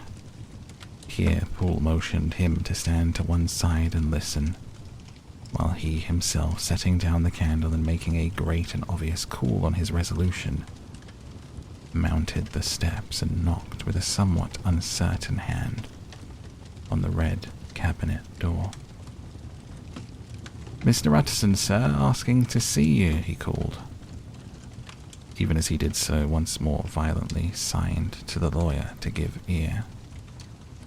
A voice answered from within. "Tell him I cannot see anyone," it said complainingly. "Thank you, sir," said Poole, with a note of something like triumph in his voice. Taking up his candle, he led Mr. Utterson back across the yard into the great kitchen, where the fire was out and the beetles were leaping on the floor. "Sir," he said, looking Mr. Utterson in the eyes, "was that my master's voice?" "It seems much changed," replied the lawyer, very pale, but giving look for look. "Changed? Well, yes, I think so," said the butler. "Have I been 20 years in the man's house to be deceived about his voice? No, sir. Master's made away with. He was made away with 8 days ago, when we heard him cry upon the name of God. Who's in there instead of him? Why it stays there? is a thing that cries to heaven, Mr. Utterson. This is a very strange tale, Paul. This is a rather wild tale, my man, said Mr. Utterson, biting his finger. Suppose it were as you suppose, supposing Dr. Jekyll to have been, well, murdered. What could induce the murderer to stay? That won't hold water. Doesn't commend itself to reason. Well, Mr. Utterson, you are a hard man to satisfy, but I'll do it yet, said Paul. This last week, you must know, him or it, whatever it is that lives in the cabinet, has been crying night and day for some sort of medicine and cannot get it to his mind. It was sometimes his way, the master's that is, to write his orders on a sheet of paper and throw it on the stair. We've had nothing else this week back. Nothing but papers, and a closed door, and the very meals left there to be smuggled in when nobody was looking.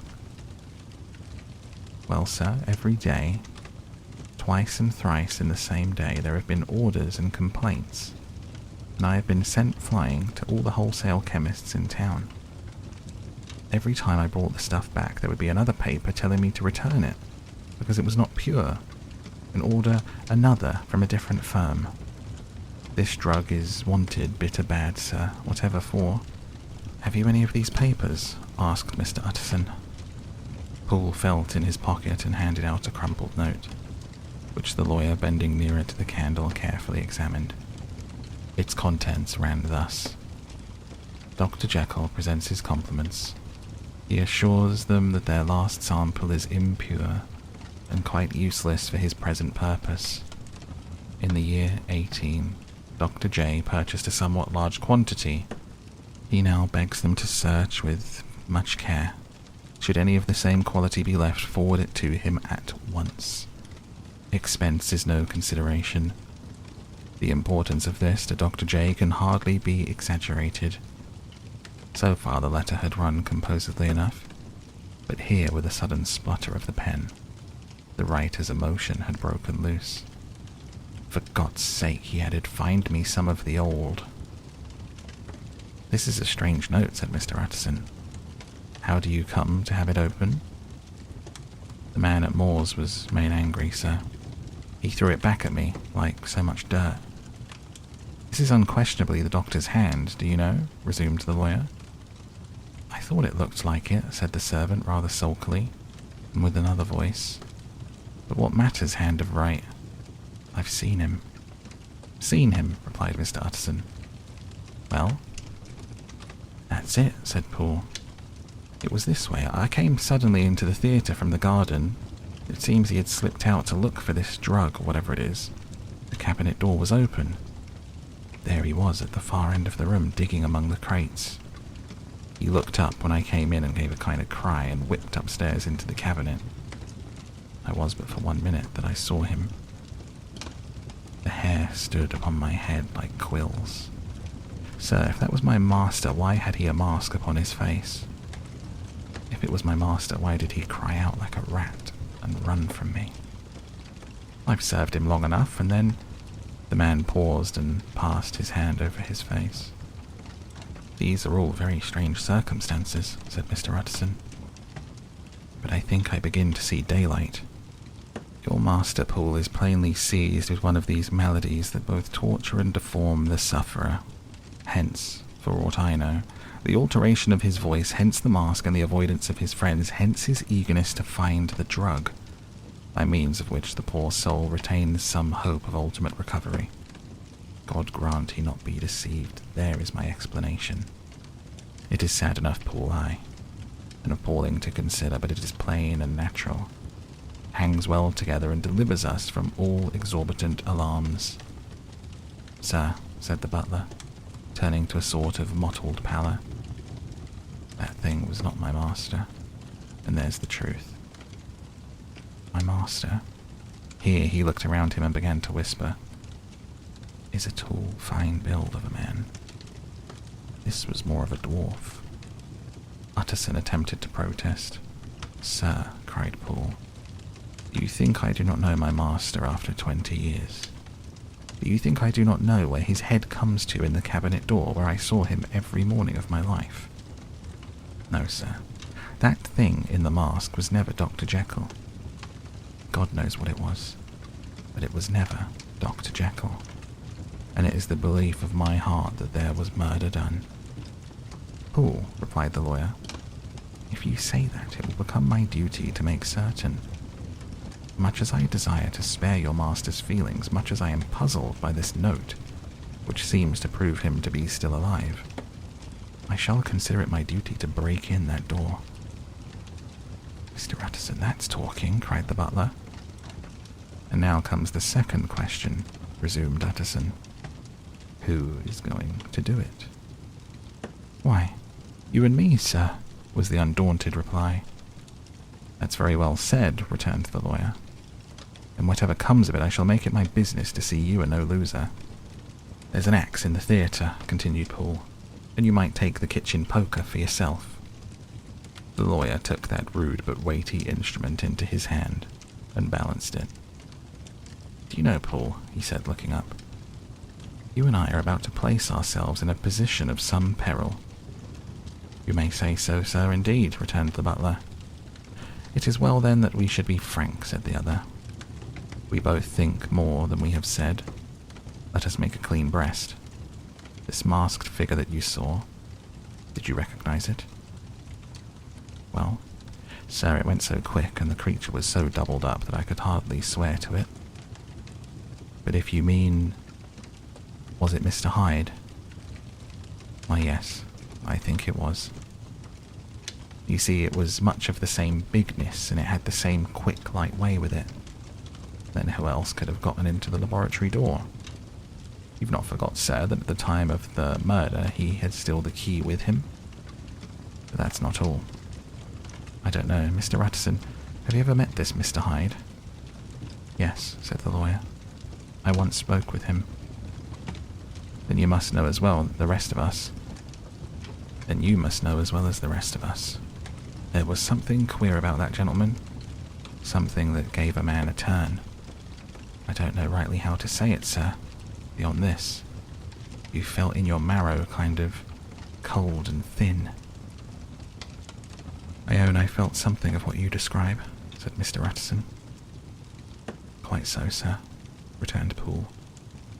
Well, when that masked thing like a monkey jumped from among the chemicals and whipped into the cabinet, it went down my spine like ice. I know it's not evidence, Mr. Utterson, I'm book-learned enough for that. But a man has his feelings, and I give you my Bible word. It was Mr. Hyde. Aye, aye, said the lawyer.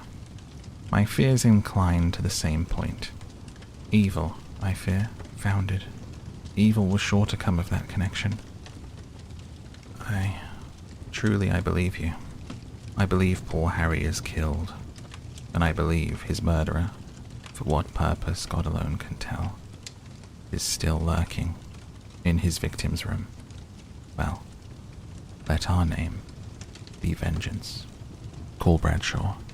The footman came at the summons, very white and nervous. Pull yourself together, Bradshaw, said the lawyer. This suspense, I know, is telling upon all of you, but it is now our intention to make an end of it. Poole here and I are going to force our way into the cabinet. If all is well, my shoulders are broad enough to bear the blame. Meanwhile, lest anything should really be amiss, or any malefactor seek to escape by the back, you and the boy must go round the corner with a pair of good sticks. Take your post at the laboratory door. We give you 10 minutes to get to your stations. As Bradshaw left, the lawyer looked at his watch. And now, Poole, let us get to ours. Taking the poker under his arm, led the way into the yard. The scud had banked over the moon, and it was now quite dark. The wind, which only broke in puffs and draughts into that deep well of a building, tossed the light of the candle to and fro about their steps, until they came into the shelter of the theatre, where they sat down silently to wait. London hummed solemnly all around, but nearer at hand the stillness was only broken by the sounds of a footfall moving to and fro along the cabinet floor. So it will walk all day, sir, whispered Poole, and the better part of the night. Only when a new sample comes from the chemist there's a bit of a break. It's an ill conscience that's such an enemy to rest. Sir, there's blood foully shed in every step of it, but hark again a little closer. Put your heart in your ears, Mr. Utterson. Tell me, is that the doctor's foot?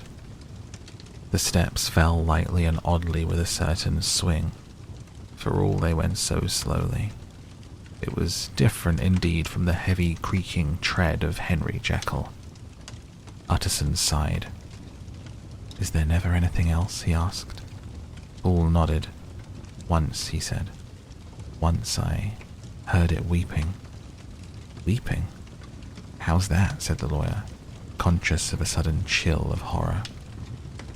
Weeping like a woman or a lost soul, said the butler. I came away with that upon my heart, that I could have wept too. But now the 10 minutes drew to an end. Poole disinterred the axe from under a stack of packing straw. The candle was set upon the nearest table to light them to the attack. And they drew near with bated breath to where that patient foot was still going, up and down, in the quiet of the night.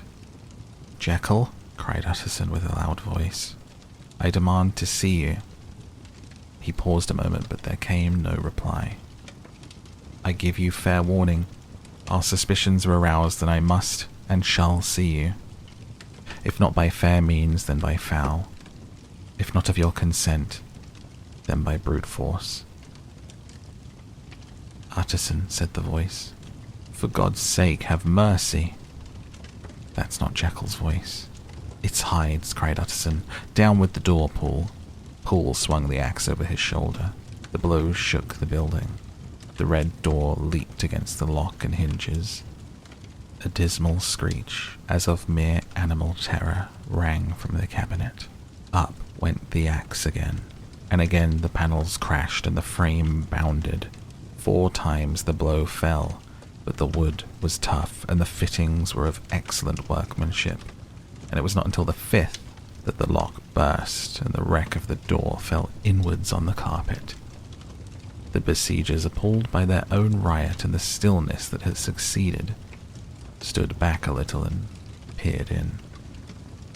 There lay the cabinet before their eyes in the quiet lamplight, a good fire glowing and chattering on the hearth, the kettle singing its thin strain, a drawer or two open, papers neatly set forth on the business table.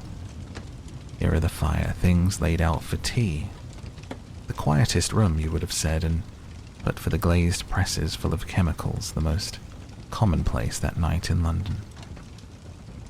Right in the middle there lay the body of a man sorely contorted and still twitching. They drew near on tiptoe, turned it on its back, and beheld the face of Edward Hyde.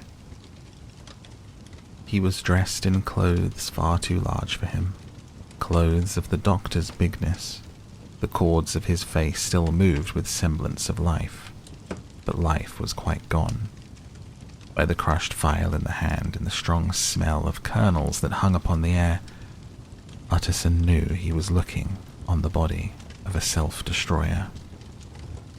We've come too late, he said sternly. Whether to save or punish, Hyde is gone to his account, and it only remains for us to find the body of your master.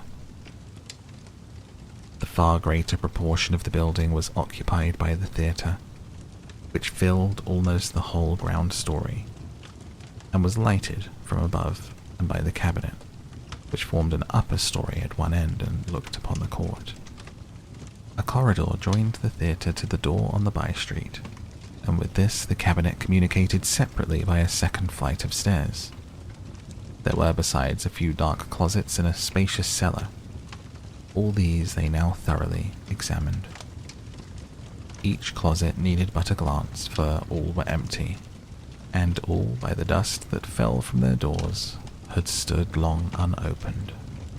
The cellar indeed was filled with crazy lumber, mostly dating from the times of the surgeon who was Jekyll's predecessor. Even as they opened the door, they were advertised of the uselessness of further search by the fall of a perfect mat of cobweb, which had for years sealed the entrance. Nowhere was there any trace of Henry Jekyll, dead or alive. Poole stamped on the flags of the corridor. "He must be buried here," he said. "Or he may have fled," said Utterson. He turned to examine the door to the by-street. It was locked, and lying nearby on the flags they found the key already stained with rust. "This does not look like use," observed the lawyer. "Use?" echoed Poole. "Do you not see, sir? It is broken, much as if a man had stamped on it." "Aye," continued Utterson, "and the fractures, too, are rusty." The two men looked at each other with a scare. "This is beyond me, Poole. Let us get back to the cabinet." They mounted the stair in silence, and still with an occasional awestruck glance at the dead body, proceeded more thoroughly to examine the contents of the cabinet. At one table there were traces of chemical work, various measured heaps of some white salt being laid on glass saucers, as though for an experiment in which the unhappy man had been prevented. "That's the same drug that I was always bringing him," said Poole. Even as he spoke, the kettle, with a startling noise, boiled over. This brought them to the fireside, where the easy chair was drawn cosily up, and the tea things stood ready to the sitter's elbow, the very sugar in the cup. There were several books on the shelf. One lay beside the tea things open, and Utterson was amazed to find it a copy of a pious work, for which Jekyll had several times expressed great esteem, annotated in his own hand with startling blasphemies.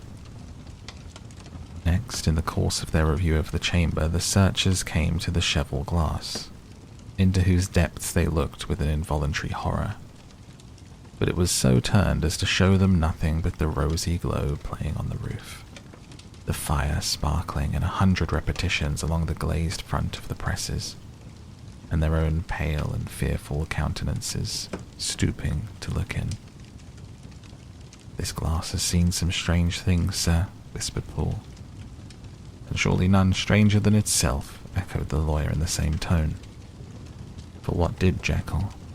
He caught himself up at the word with a start, and then conquering the weakness. What could Jekyll want with it? "You may say that," said Poole. Next they turned to the business table. On the desk, among the neat array of papers, a large envelope was uppermost and bore in the doctor's hand the name of Mr. Utterson. The lawyer unsealed it. Several enclosures fell to the floor. The first was a will, drawn in the same eccentric terms as the one which he had returned 6 months before, to serve as testament in case of death, as a deed of gift in case of disappearance. But in place of the name of Edward Hyde, the lawyer, with indescribable amazement, read the name of Gabriel John Utterson.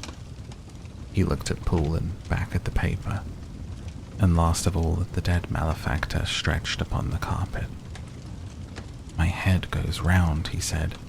"He has been all these days in possession. He had no cause to like me. He must have raged to see himself displaced, and he has not destroyed this document." He caught up the next paper. It was a brief note in the doctor's hand and dated at the top. "Oh, Poole," the lawyer cried. "He was alive and here this day. He cannot have been disposed of in so short a space. He must still be alive. He must have fled. Why fled? How? And in that case, can we venture to declare this suicide? We must be careful. I foresee that we may yet involve your master in some dire catastrophe." "Why don't you read it, sir?" asked Poole.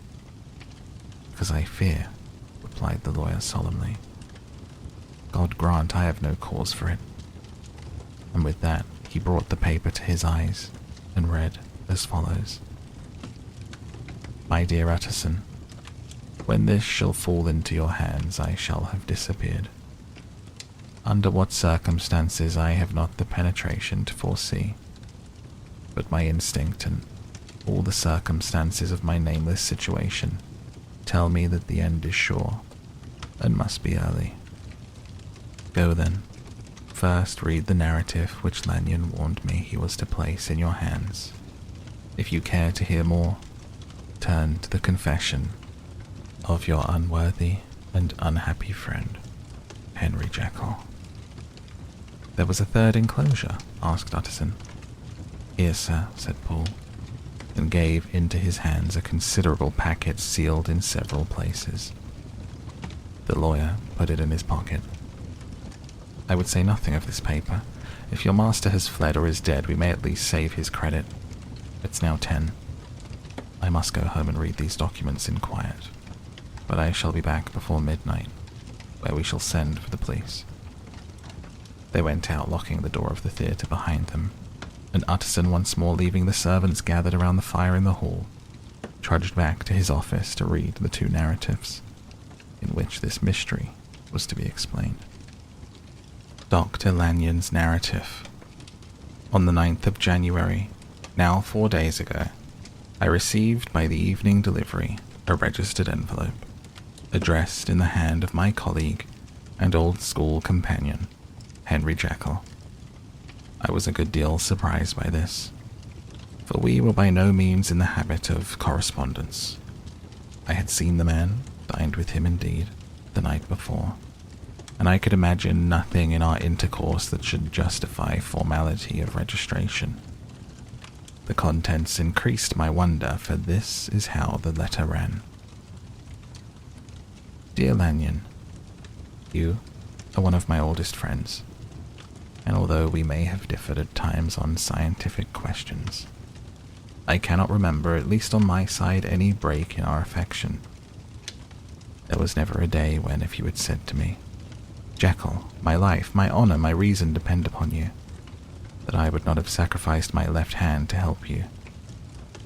Lanyon, my life, my honor, my reason are all at your mercy. If you fail me tonight, I am lost.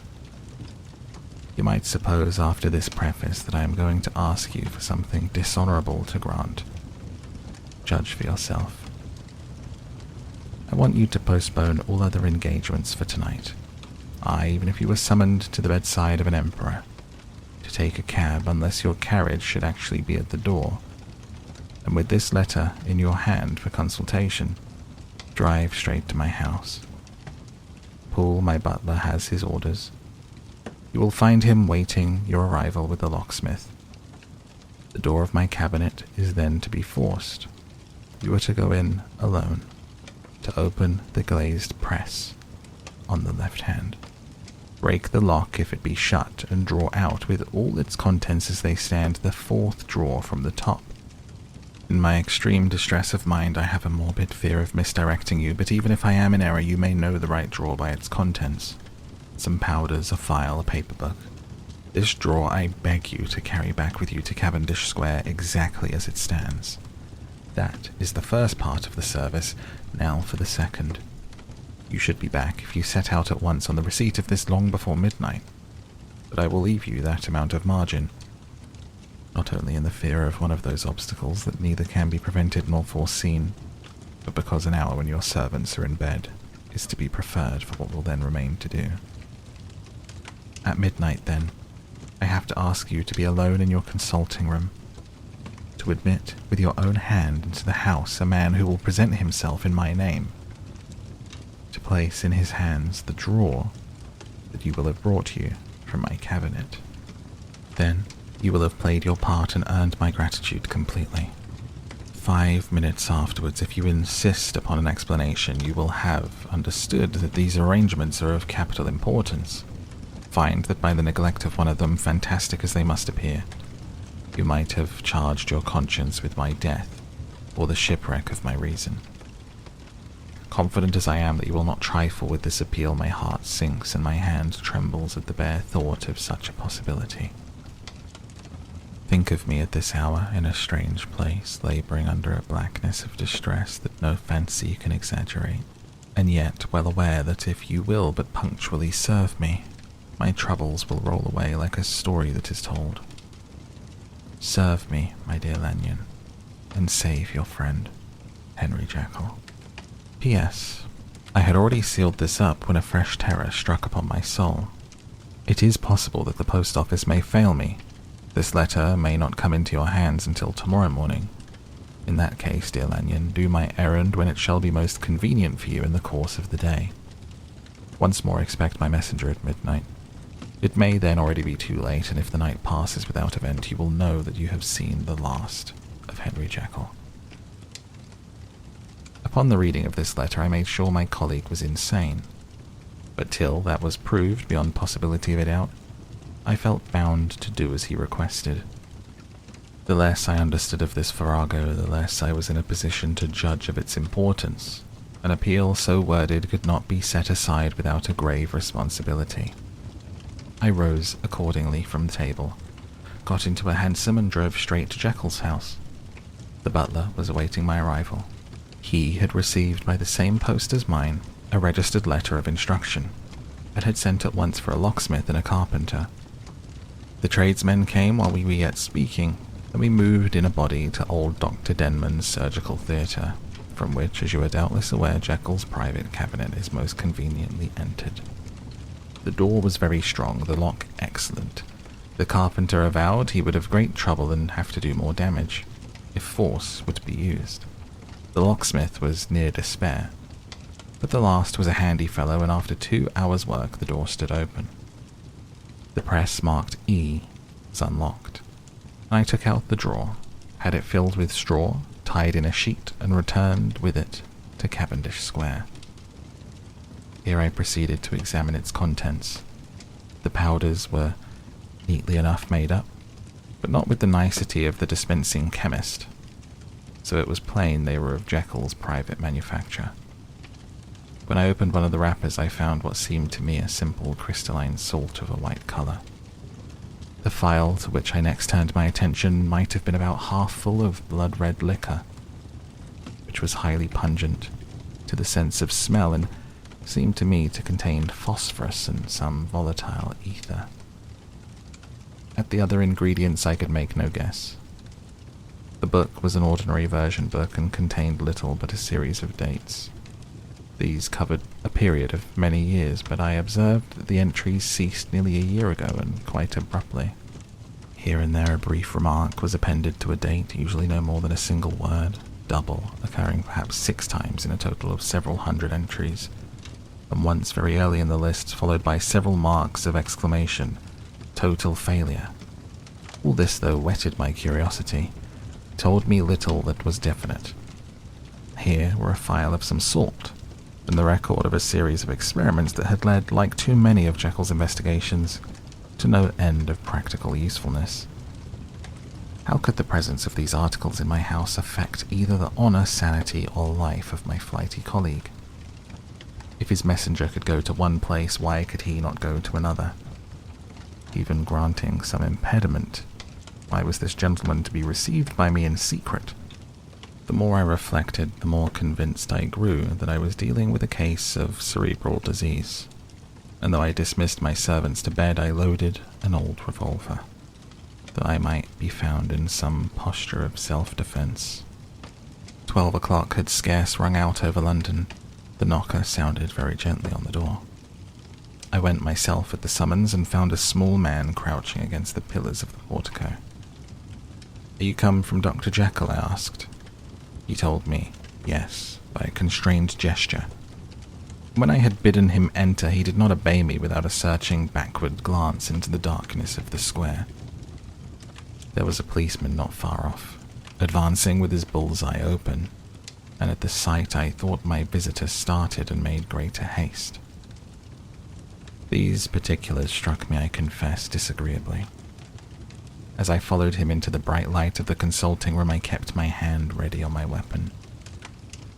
Here at last I had a chance of clearly seeing him. I had never set eyes on him before. He was small, as I have said.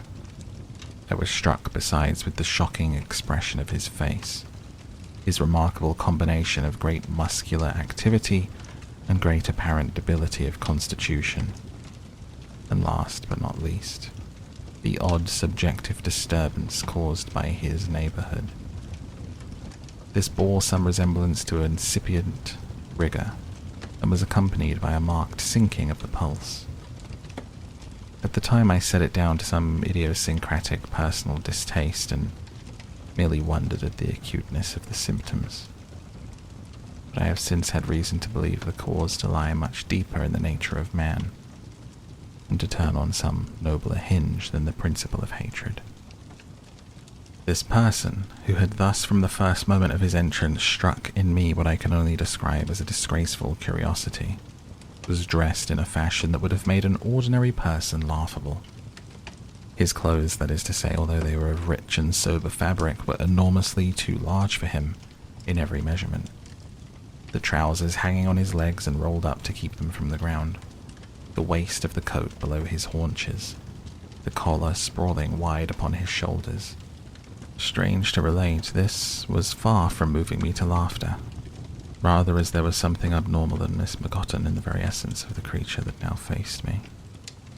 Something seizing, surprising, and revolting. This fresh disparity seemed but to fit in with and to reinforce it, so that to my interest in the man's nature and character, there was added curiosity as to his origin, his life, his fortune and status in the world. These observations, though they have taken so great a space to be set down in, were yet the work of a few seconds. My visitor was indeed on fire with somber excitement. "Have you got it?" he cried. "Have you got it?" And so lively was his impatience that he even laid his hand upon my arm and sought to shake me. I put him back, conscious at his touch of a certain icy pang along my blood. "Come, sir," said I. "You forget that I have not yet the pleasure of your acquaintance. Be seated." "I beg your pardon, Dr. Lanyon," he replied civilly enough. "What you say is very well founded. My impatience has shown its heels to my politeness. I come here at the instance of your colleague, Dr. Henry Jekyll, on a piece of business of some moment, and I understood—" He paused and put his hand to his throat, and I could see in spite of his collected manner that he was wrestling against the approaches of hysteria. I understood a draw, but here I took pity on my visitor's suspense and some perhaps on my own growing curiosity. "There it is, sir," I said, pointing to the drawer, where it lay on the floor behind a table and covered with the sheet. He sprang to it and paused, laid his hand upon his heart. I could hear his teeth grate with a convulsive action of his jaws. His face was so ghastly to see that I grew alarmed both for life and reason. "Compose yourself," said I. He turned a dreadful smile to me, and as if with the decision of despair plucked away the sheet. At sight of the contents he uttered one loud sob of such immense relief that I sat petrified. The next moment, in a voice that was already fairly well under control, "Have you a graduated glass?" he asked. I rose from my place with something of an effort and gave him what he asked. He thanked me with a smiling nod, measured out a few minims of the red tincture and added one of the powders. The mixture, which was at first of a reddish hue, began, in proportion as the crystals melted, to brighten in colour, to throw off small fumes of vapour. Suddenly, and at the same moment, the ebullition ceased and the compound changed to a dark purple, which faded again more slowly to a watery green. My visitor, who had watched these metamorphoses with a keen eye, smiled, set down the glass upon the table, and then turned and looked upon me with an air of scrutiny. "And now," said he, "to settle what remains. Will you be wise? Will you be guided? Will you suffer me to take this glass in my hand, to go forth from your house without further parley? Or has the greed of curiosity too much command of you? Think before you answer, for it shall be done as you decide. As you decide, you shall be left as you were before, and neither richer nor wiser, unless the sense of service rendered to a man in mortal distress may be counted as a kind of riches of the soul. Or, if you shall so prefer to choose, a new province of knowledge and avenues to fame and power shall be laid upon you. Here, in this room, upon the instant, your sight shall be blasted by a prodigy to stagger the unbelief of Satan." "Sir," said I, affecting a coolness that I was far from truly possessing, "you speak enigmas, and you will perhaps not wonder that I hear you with no very strong impression of belief. But I've gone too far in the way of inexplicable services to pause before I see the end." "It is well," replied the visitor. "Lanyon, you remember your vows. What follows is under the seal of our profession. And now, you who have so long been bound to the most narrow and material views, you who have denied the virtue of transcendental medicine, you who have derided your superiors, behold." He put the glass to his lips and drank at one gulp. A cry followed. He reeled, staggered, clutched at the table and held on, staring with injected eyes, gasping with open mouth, and as I looked there came a thought. Change. He seemed to swell, his face became suddenly black, the features melted and altered. The next moment I had sprung to my feet and leapt back against the wall, my arms raised to shield me from that prodigy, my mind submerged in terror. "Oh God," I screamed, "oh God," again and again, for there before my eyes, pale and shaken, half fainting and groping before him with his hands like a man restored from death, there stood Henry Jekyll. What he told me in the next hour I cannot bring my mind to set on paper. I saw what I saw, I heard what I heard.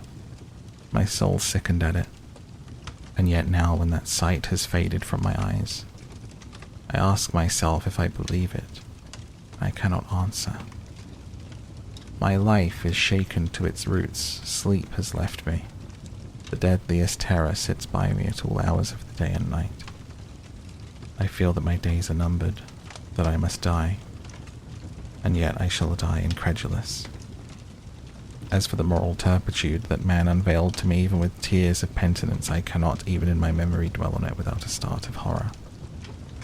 I will say but one thing, Utterson, and that, if you can bring your mind to credit it, will be more than enough. The creature who crept into my house that night was, on Jekyll's own confession, known by the name of Hyde, and hunted for in every corner of the land as the murderer of Carew. Jekyll and Hyde. Let's dive right in with the final chapter, which is called Henry Jekyll's Full Statement of the Case. I was born in the year 18 to a large fortune, endowed besides with excellent parts, inclined by nature to industry, fond of the respect of the wise and good among my fellow men, and thus, as might have been supposed, with every guarantee of an honourable and distinguished future. And indeed, the worst of my faults was a certain impatient gaiety of disposition, such as has made the happiness of many, but such as I found it, hard to reconcile with my imperious desire to carry my head high, and wear a more than commonly grave countenance before the public. Hence it came that I concealed my pleasures, and that when I reached years of reflection and began to look round me and take stock of my progress and position in the world, I stood already committed to a profound duplicity of life.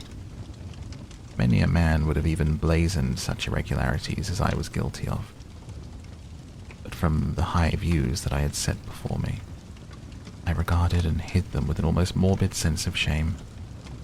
It was thus rather the exacting nature of my aspirations than any particular degradation in my faults that made me what I was, and with even a deeper trench than in the majority of men, severed in me those provinces of good and ill which divide and compound man's dual nature. In this case, I was driven to reflect deeply and inveterately on that hard law of life, which lies at the root of religion, and is one of the most plentiful springs of distress. Though so profound a double dealer, I was in no sense a hypocrite. Both sides of me were in dead earnest. I was no more myself when I laid aside restraint and plunged in shame, than when I laboured in the eye of day, at the furtherance of knowledge or the relief of sorrow and suffering. and it chanced that the direction of my scientific studies, which led wholly towards the mystic and transcendental, reacted and shed a strong light on this consciousness of the perennial war among my members. With every day and from both sides of my intelligence, the moral and the intellectual, I thus drew steadily nearer to that truth, by whose partial discovery I have been doomed to such a dreadful shipwreck. That man is not truly one, but truly two. I say two because the state of my own knowledge does not pass beyond that point. Others will follow, others will outstrip me on the same lines. And I hazard the guess that man will be ultimately known for a mere polity of multifarious, incongruous, and independent denizens. I, for my part, from the nature of my life, advanced infallibly in one direction and in one direction only. It was on the moral side, and in my person, that I learned to recognize the thorough and primitive duality of man.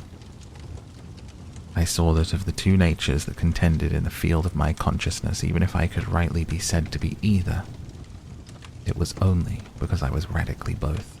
And from an early date, even before the course of my scientific discoveries had begun to suggest the most naked possibility of such a miracle, I had learned to dwell with pleasure as a beloved daydream on the thought of the separation of these elements. If each, I told myself, could be housed in separate identities, life would be relieved of all that was unbearable. The unjust might go his way, delivered from the aspirations and remorse of his more upright twin, and the just could walk steadfastly and securely on his upward path, doing the good things in which he found his pleasure, and no longer exposed to disgrace and penitence by the hands of this extraneous evil. It is the curse of mankind that in the agonized womb of consciousness these polar twins should be continuously struggling. How, then, were they dissociated? I was so far in my reflections when, as I have said, a sidelight began to shine upon the subject from the laboratory table. I began to perceive more deeply than it has ever yet been stated the trembling immateriality, the mist-like transience of this seemingly so solid body in which we walk attired. Certain agents I found to have the power to shake and pluck back that fleshly vestment, even as wind might toss the curtains of a pavilion. For two good reasons, I will not enter deeply into this scientific branch of my confession. First, because I have been made to learn that the doom and burden of our life is bound forever on man's shoulders, and when the attempt is made to cast it off, it but returns upon us with more unfamiliar and more awful pressure. Second, because as my narrative will make, alas, too evident, my discoveries were incomplete. Enough then that I not only recognized my natural body from the mere aura and effulgence of certain of the powers that made up my spirit, but managed to compound a drug by which these powers should be dethroned from their supremacy, and a second form and countenance substituted, none the less natural to me because they were the expression and bore the stamp of lower elements in my soul. I hesitated long before I put this theory to the test of practice. I knew well that I risked death, for any drug that so potently controlled and shook the very fortress of identity might, by the least scruple of an overdose or the least inopportunity in the moment of exhibition, utterly blot out that immaterial tabernacle which I looked to it to change. But the temptation of a discovery so singular and profound at last overcame the suggestion of alarm. I had long since prepared my tincture. I purchased at once from a firm of wholesale chemists a large quantity of a particular salt, which I knew from my experiments to be the last ingredient required. And late one accursed night I compounded the elements, watched them boil and smoke together in the glass, and when the ebullition had subsided, with a strong glow of courage I drank off the potion. The most racking pangs succeeded, a grinding in the bones, a deadly nausea, and a horror of the spirit that cannot be exceeded at the hour of birth or death. Then these agonies began swiftly to subside, and I came to myself as if out of a great sickness. There was something strange in my sensations, something indescribably new, and from its very novelty incredibly sweet. I felt younger, lighter, happier in body. Within, I was conscious of a heady recklessness, a current of disordered sensual images, running like a mill race in my fancy. A solution of the bonds of obligation, unknown but not an innocent freedom of the soul.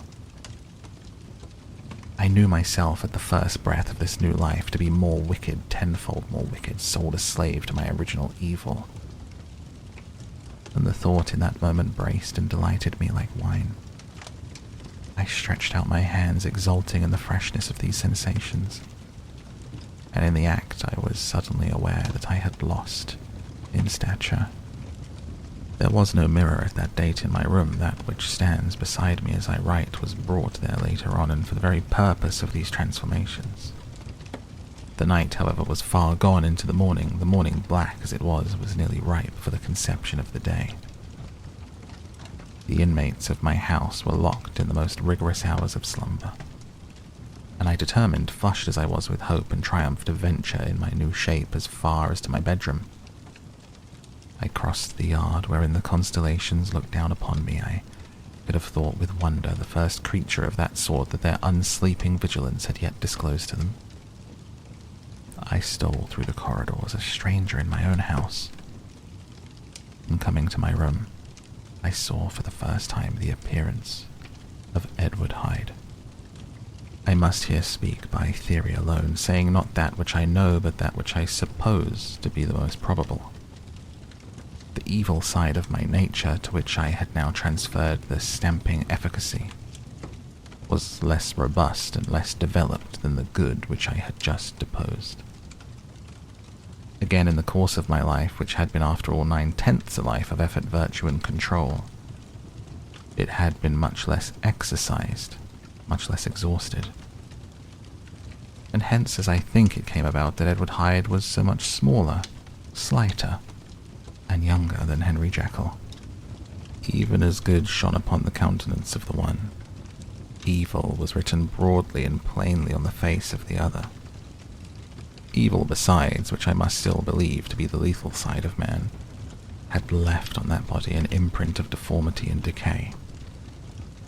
And yet when I looked upon that ugly idol in the glass, I was conscious of no repugnance, rather a leap of welcome. This, too, was myself. It seemed natural and human.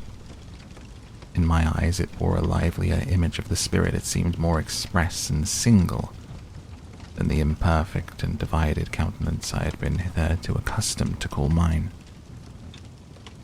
And in so far I was doubtless right. I have observed that when I wore the semblance of Edward Hyde, none could come near me without a visible misgiving of the flesh. This, as I take it, was because all human beings as we meet them are commingled out of good and evil, and Edward Hyde alone in the ranks of mankind was pure evil. I lingered but a moment at the mirror. The second and conclusive experiment had yet to be attempted. It yet remained to be seen if I had lost my identity beyond redemption and must flee before daylight from a house that was no longer mine. Hurrying back to my cabinet, I once more prepared and drank the cup. Once more I suffered the pangs of dissolution and came to myself once more, with the character, the stature, and the face of Henry Jekyll. That night I had come to the fatal crossroads. Had I approached my discovery in a more noble spirit, had I risked the experiment while under the empire of generous or pious aspirations, all must have been otherwise. And from these agonies of death and birth I had come forth an angel instead of a fiend. The drug had no discriminating action. It was neither diabolical nor divine. It but shook the doors of the prison house of my disposition. And like the captives of Philippi, that which stood within ran forth. At that time my virtue slumbered. My evil, kept awake by ambition, was alert and swift to seize the occasion. And the thing that was projected was Edward Hyde. Hence, although I had now two characters as well as two appearances, one was wholly evil and The other was still the old Henry Jekyll, that incongruous compound of whose reformation and improvement I had already learned to despair. The movement was thus wholly towards the worse. Even at that time I had not conquered my aversion to the dryness of a life of study. I would still be merrily disposed at times, and as my pleasures were, to say the least, undignified, I was not only well known and highly considered, but growing towards the elderly man. This incoherency of my life was daily growing more unwelcome. It was on this side that my new power tempted me, until I fell in slavery. I had but to drink the cup to doff at once the body of the noted professor and to assume like a thick cloak that of Edward Hyde. I smiled at the notion. It seemed to me at the time to be humorous, and I made my preparations with the most studious care. I took and furnished that house in Soho, to which Hyde was tracked by the police, and engaged as a housekeeper a creature whom I knew well to be silent and unscrupulous. On the other side, I announced to my servants that a Mr. Hyde, whom I described, was to have full liberty and power about my house in the square. And to parry mishaps, I even called and made myself a familiar object in my second character. I next drew up that will to which you so much objected, so that if anything befell me in the person of Dr. Jekyll, I could enter on that of Edward Hyde without pecuniary loss. And thus fortified, as I suppose, on every side, I began to profit by the strange immunities of my position. Men have before hired bravos to transact their crimes, while their own person and reputation sat under shelter. I was the first that ever did so for his pleasures. I was the first that could plod in the public eye with a load of genial respectability and, in a moment, like a schoolboy, strip off these lendings and spring headlong into the sea of liberty. But for me, in my impenetrable mantra, the safety was complete. Think of it, I did not even exist. Let me but escape into the laboratory door, give me but a second or two to mix and swallow the draught that I had always standing ready. And whatever he had done, Edward Hyde would pass away like the stain of breath upon a mirror. And there, in his stead, quietly at home, trimming the midnight lamp in his study, a man who could afford to laugh at suspicion. Henry Jekyll. The pleasures which I would haste to seek in my disguise were, as I have said, undignified. I would scarce use a harder term, but in the hands of Edward Hyde they soon began to turn towards the monstrous. When I would come back from these excursions, I was often plunged into a kind of wonder at my vicarious depravity. This familiar that I called out of my own soul and sent forth alone to do his good pleasure was a being inherently malign and villainous. His every act and thought centered on self, drinking pleasure with a bestial avidity from any degree of torture to another, relentless like a man of stone. Henry Jekyll stood at times aghast before the acts of Edward Hyde, but the situation was apart from ordinary laws, and insidiously relaxed the grasp of conscience. It was Hyde, after all, and Hyde alone, that was guilty. Jekyll was no worse. He woke again to his good qualities seemingly unimpaired. He would even make haste, where it was possible, to undo the evil done by Hyde, and thus his conscience slumbered.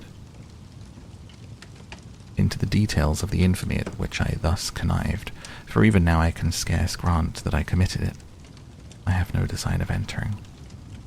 I mean but to point out the warnings and the successive steps with which my chastisement approached. I met with one accident which, as it brought on no consequence, I shall no more than mention. An act of cruelty to a child aroused against me the anger of a passer-by, whom I recognized the other day in the person of your kinsman. The doctor and the child's family joined him. There were moments when I feared for my life, and at last, in order to pacify their too just resentment, Edward Hyde had to bring them to the door and pay them in a cheque drawn in the name of Henry Jekyll. But this danger was easily eliminated from the future by opening an account at another bank in the name of Edward Hyde himself. and when, by sloping my own hand backward, I had supplied my double with a signature, I thought I sat beyond the reach of fate.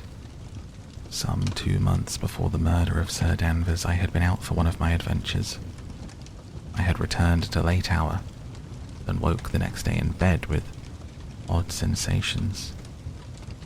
It was in vain that I looked about me, in vain I saw the decent furniture and tall proportions of my room in the square, in vain that I recognized the pattern of the bed curtains and the design of the mahogany furniture. Something still kept insisting that I was not where I was, that I had not wakened where I seemed to be, but in the little room in Soho where I was accustomed to sleep in the body of Edward Hyde. I smiled to myself and, in my psychological way, began lazily to inquire all the elements of this illusion, occasionally, even as I did so, dropping back into a comfortable morning doze. I was still so engaged when in one of my more wakeful moments my eyes fell upon my hand. Now the hand of Henry Jekyll, as you have often remarked, was professional in shape and size. It was large and firm, white and comely. But the hand which I now saw clearly enough in the yellow light of the mid-London morning, lying half shut on the bedclothes, was lean, corded, knuckly, of a duskily pallor and thickly shaded with a swart growth of hair. It was the hand of Edward Hyde.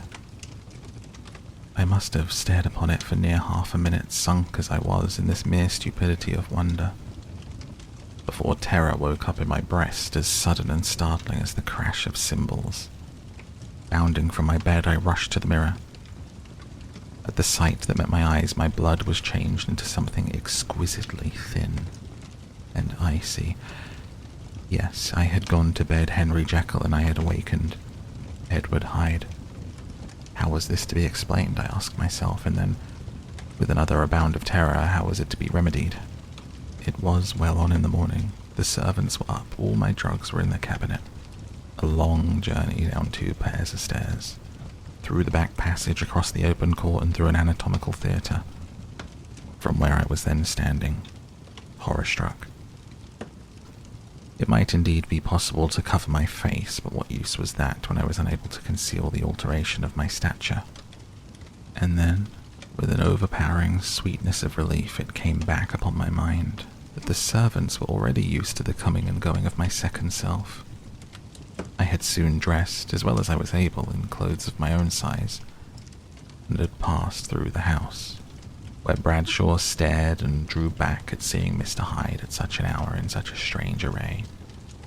And 10 minutes later, Dr. Jekyll had returned to his own shape and was sitting down, with darkened brow, to make feint of breakfasting. Small indeed was my appetite. This inexplicable incident, this reversal of my previous experience, seemed like a Babylonian finger on the wall, to be spelling out the letters of my judgment. I began to reflect more seriously than ever before on the issues and possibilities of my double existence. That part of me which I had the power of projecting had lately been much exercised and nourished. It seemed to me of late as though the body of Edward Hyde had grown in stature, as though when I wore that form I were conscious of a more generous tide of blood. I began to spy a danger that if this were much more prolonged, the balance of my nature might be permanently overthrown, the power of voluntary change be forfeited, and the character of Edward Hyde become irrevocably mine. The power of the drug had not been always equally displayed.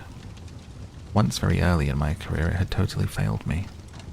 Since then I had been obliged on more than one occasion to double, and once with infinite risk of death, treble the amount. And these rare uncertainties had cast hitherto the sole shadow on my contentment. Now, however, in the light of that morning accident, I was led to remark that, whereas in the beginning the difficulty had been to throw off the body of Jekyll, it had of late gradually but decidedly transferred itself to the other side. All things therefore seemed to point to this, that I was slowly losing hold of my original and better self, becoming slowly incorporated with my second and worse. Between these two, I now felt I had to choose. My two natures had memory in common, but all other faculties were mostly unequally shared between them. Jekyll, who was composite, now with the most sensitive apprehensions, now with a greedy gusto, projected and shared in the pleasures and adventures of Hyde. But Hyde was indifferent to Jekyll, or remembered him as the mountain bandit remembers the cavern in which he concealed himself from pursuit. Jekyll had more than a father's interest, Hyde had more than a son's indifference. To cast in my lot with Jekyll was to die to those appetites, which I had long secretly indulged and had of late began to pamper. To cast it in with Hyde was to die to 1,000 interests and aspirations, to become at a blow and forever despised and friendless. The bargain might appear unequal, but there was still another consideration in the scales. For while Jekyll would suffer smartingly in the fires of abstinence, Hyde would be not even conscious of all that he had lost. Strange as my circumstances were, the terms of this debate are as old and commonplace as man. Much the same inducements and alarms cast the die for any tempted and trembling sinner. And it fell out with me, as it falls with so vast a majority of my fellows, that I chose the better part and was found wanting in the strength to keep to it. Yes, I preferred the elderly and discontented doctor surrounded by friends, cherishing honest hopes, and I bade a resolute farewell to the liberty, the comparative youth, the light step, the leaping impulses and secret pleasures that I had enjoyed in the disguise of Hyde. I made this choice perhaps with some unconscious reservation, for I neither gave up the house in Soho nor destroyed the clothes of Edward Hyde, which lay ready in my cabinet. For 2 months, however, I was true to my determination. For 2 months I led a life of such severity as I had never before attained to. I enjoyed the compensations of an approving conscience. But time began at last to obliterate the freshness of my alarm. The praises of conscience began to grow into a thing. Of course, I began to be tortured with throes and longings, as of Hyde struggling after freedom. And at last, in an hour of moral weakness, I once again compounded and swallowed the transforming draught. I do not suppose that when a drunkard reasons with himself upon his vice, he is once out of 500 times affected by the dangers that he runs through. His brutish physical insensibility, neither had I, long as I had considered my position, made enough allowance for the complete moral insensibility, the insensate readiness to evil, which were the leading characters of Edward Hyde. Yet it was by these that I was punished. My devil had been long caged, he came out roaring. I was conscious, even when I took the draught, of a more unbridled, a more furious propensity to ill. It must have been this, I suppose, that stirred in my soul that tempest of impatience with which I listened to the civilities of my unhappy victim. I declare, at least before God, no man morally sane could have been guilty of that crime upon so pitiful a provocation, and that I struck in no more reasonable spirit than that in which a sick child may break a plaything. That I had voluntarily stripped myself of all of those balancing instincts, by which even the worst of us continues to walk with some degree of steadiness among temptation, and in my case, to be tempted, however slightly, was to fall. Instantly, the spirit of hell awoke in me and raged. With a transport of glee, I mauled the unresisting body, tasting delight from every blow. It was not till weariness had begun to succeed that I was suddenly, in the top fit of my delirium, struck through the heart by a cold thrill of terror. A mist dispersed, I saw my life to be forfeit, and I fled from the scene of these excesses, at once glorying and trembling, my lust of evil gratified and stimulated, my love of life screwed to the topmost peg. I ran to the house in Soho and, to make assurance doubly sure, destroyed my papers. Thence I set out through the lamplit streets, in the same divided ecstasy of mind, gloating on my crime, light-headedly devising others in the future, and still hastening and hearkening in my wake for the steps of the avenger. Hyde had a song upon his lips as he compounded the draught, and as he drank it, pledged the dead man.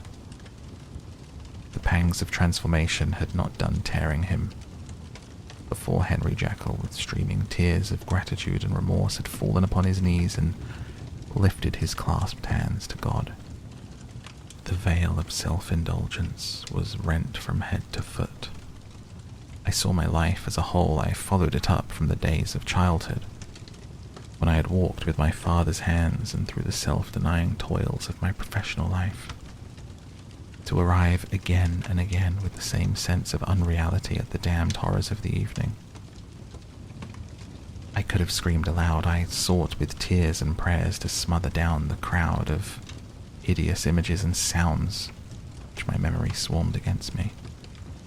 And still, between the petitions, the ugly face of my iniquity stared into my soul. As the acuteness of this remorse began to die away, it was succeeded by a sense of joy. The problem of my conduct was solved. Hyde was thenceforth impossible. Whether I would or not, I was now confined to the better part of my existence. How I rejoiced to think of it! With what willing humility I embraced anew the restrictions of natural life.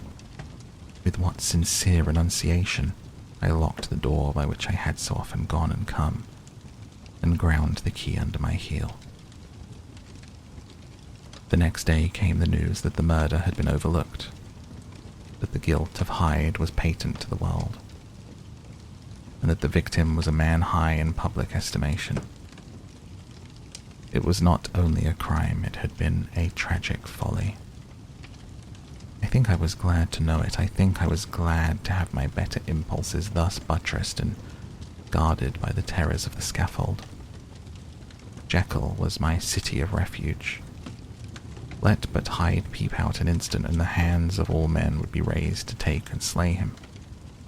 I resolved in my future conduct to redeem the past, and I can say with honesty that my resolve was fruitful of some good. You know yourself how earnestly in the last months of the last year I labored to relieve suffering. You know how much was done for others, and that the days passed quietly, almost happily for myself. Nor can I truly say that I wearied of this beneficent and innocent life. I think instead that I daily enjoyed it more completely.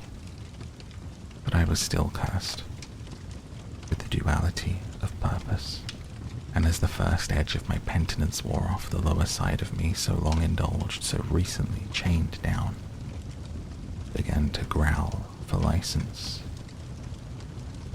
Not that I dreamed of resuscitating Hyde. The bare idea of that would startle me to frenzy, no. It was in my own person that I was once more tempted to trifle with my conscience. And it was as an ordinary secret sinner that I at last fell before the assaults of temptation. There comes an end to all things. The most capacious measure is filled at last, and this brief condescension to my evil finally destroyed the balance of my soul. And yet I was not alarmed. The fall seemed natural, like a return to the old days before I made my discovery. It was a fine, clear January day, wet underfoot, where the frost had melted but cloudless overhead. The Regent's Park was full of winter chirrupings and sweet with spring odors. I sat in the sun on a bench, the animal within me licking the chops of memory, the spiritual side a little drowsed, promising subsequent penitence, but not yet moved to begin. After all, I reflected, I was like my neighbors, and then I smiled, comparing myself with other men, comparing my active goodwill with the lazy cruelty of their neglect. And at that very moment of that vainglorious thought, a qualm came over me. a horrid nausea, with most deadly shuddering. These passed away and left me faint, and then as it in turn faintness subsided, I began to be aware of a change in the temper of my thoughts. A greater boldness, a contempt of danger, a solution of the bonds of obligation. I looked down, my clothes hung formlessly on shrunken limbs. The hands that lay on my knee were corded and hairy. I was once more Edward Hyde. A moment before I had been safe, of all men's respect, wealthy, beloved. The cloth laying for me in the dining room at home, and now I was the common quarry of mankind, hunted, houseless, a known murderer, thrall to the gallows. My reason wavered, but it did not fail me utterly. I have more than once observed that in my second character my faculties seem sharpened to a point, my spirits more tensely elastic.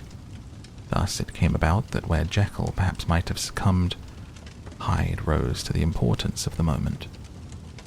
My drugs were in one of the presses of my cabinet. How was I to reach them? That was the problem, that crushing my temples in my hands I set myself to solve. The laboratory door I had closed. If I sought to enter it by the house, my own servants would consign me to the gallows. I saw I must employ another hand, and I thought of Lanyon. How was he to be reached? How persuaded? Supposing that I escaped capture in the streets, how was I to make my way into his presence? And how should I, an unknown and displeasing visitor, prevail on the famous physician to rifle the study of the colleague, Dr. Jekyll? Then I remembered that of my original character one part remained to me. I could write my own hand, and once I had conceived that kindling spark, the way that I must follow became lighted up from end to end. Thereupon I arranged my clothes as best I could. Summoning a passing hansom, I drove to a hotel in Portland Street, the name of which I chanced to remember. At my appearance, which was indeed comical enough, however tragic a fate these garments covered, the driver could not conceal his mirth. I gnashed my teeth upon him with a gust of devilish fury. The smile withered from his face. Happily for him, and more happily for myself, for in another instant I had certainly would have dragged him from his perch. At the inn as I entered, I looked about me with so black a countenance as made the attendants tremble. Not a look did they exchange at my presence, but obsequiously took my orders, led me to a private room, and brought me wherewithal to write. Hyde, in danger of his life, was a creature new to me, shaken with inordinate anger, stung to the pitch of murder, lusting to inflict pain.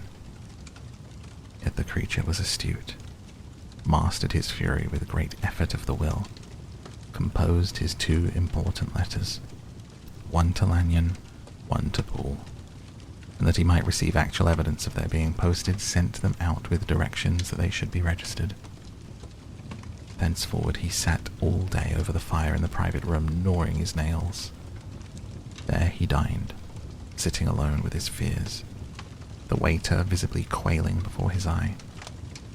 And thence, when the night was fully come, he set forth in the corner of a closed cab, and was driven to and fro about the streets of the city. He, I say, I cannot say I, that child of hell had nothing human. Nothing lived in him but fear and hatred. And when at last, thinking the driver had begun to grow suspicious, he discharged the cab and ventured on foot, attired in all his misfitting clothes, an object marked out for observation, into the midst of nocturnal passengers. These two base passions raged within him like a tempest. He walked fast, hunted by his fears, chattering to himself, skulking through the less frequented thoroughfares, counting the minutes that still divided him from midnight. Once a woman spoke to him, offering, I think, a box of lights. He smote her in the face, and she fled. When I came to myself at Lanyon's, the horror of my old friend perhaps affected me somewhat. I do not know. It was at least but a drop in the sea to the abhorrence with which I looked back upon these hours. A change had come over me. It was no longer the fear of the gallows. It was the horror of being Hyde that racked me. I received Lanyon's condemnation partly in a dream. It was partly in a dream that I came home to my own house and got into bed. I slept after the prostration of the day, with a stringent and profound slumber, which not even the nightmares that wrung me could avail to break. I awoke in the morning shaken, weakened, but refreshed. I still hated and feared the thought of that brute that slept within me, and I had not, of course, forgotten the appalling dangers of the day before. But I was once more at home, in my own house, close to my drugs, and gratitude for my escape shone so strong in my soul that it almost rivaled the brightness of hope. I was stepping leisurely across the court after breakfast, drinking the chill of the air with pleasure, when I was seized again with those indescribable sensations that heralded the change. I had but the time to gain the shelter of my cabinet before I was once again raging, freezing with the passions of Hyde. It took, on this occasion, a double dose to recall me to myself. Alas, 6 hours after I sat looking sadly in the fire, the pangs returned. The drug had to be re-administered. In short, from that day forth, it seemed only by a great effort, as of gymnastics, and only under the immediate stimulation of the drug, that I was able to wear the countenance of Jekyll. At all hours of the day and night I would be taken with a shudder. Above all, if I slept or dozed for a moment in my chair, it was always as Hyde that I awakened. Under the strain of this continually impending doom, and by the sleeplessness to which I now condemned myself, even beyond what I had thought possible to man, I became in my own person a creature eaten up, emptied by fever, languidly weak both in body and mind, solely occupied by one night, the horror of my other self. But when I slept, or when the virtue of the medicine wore off, I would leap almost without transition. The pangs of transformation grew daily less marked, into the possession of fancy brimming with images of terror, a soul boiling with causeless hatreds, and a body that seemed not strong enough to contain the raging energies of life. The powers of Hyde seemed to have grown with the sickness of Jekyll. Certainly the hate that now divided them was equal on each side. With Jekyll it was a thing of vital instinct. He had now seen the full deformity of that creature that shared with him some of the phenomena of consciousness, and was co-heir with him to death.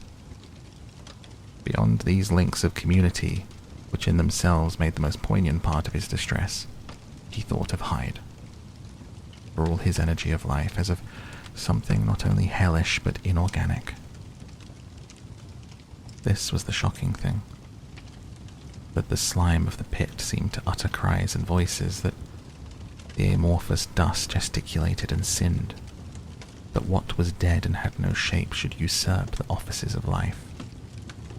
And this again, that the insurgent horror was knit to him closer than a wife, closer than an eye, lay caged in his flesh, when he heard it mutter and felt it struggle to be born. And at every hour of weakness, in the confidence of his slumber, prevailed against him, deposed him out of life. The hatred of Hyde for Jekyll was of a different order. His terror of the gallows drove him continually to commit temporary suicide, to return his subordinate station of a part instead of a person. But he loathed the necessity.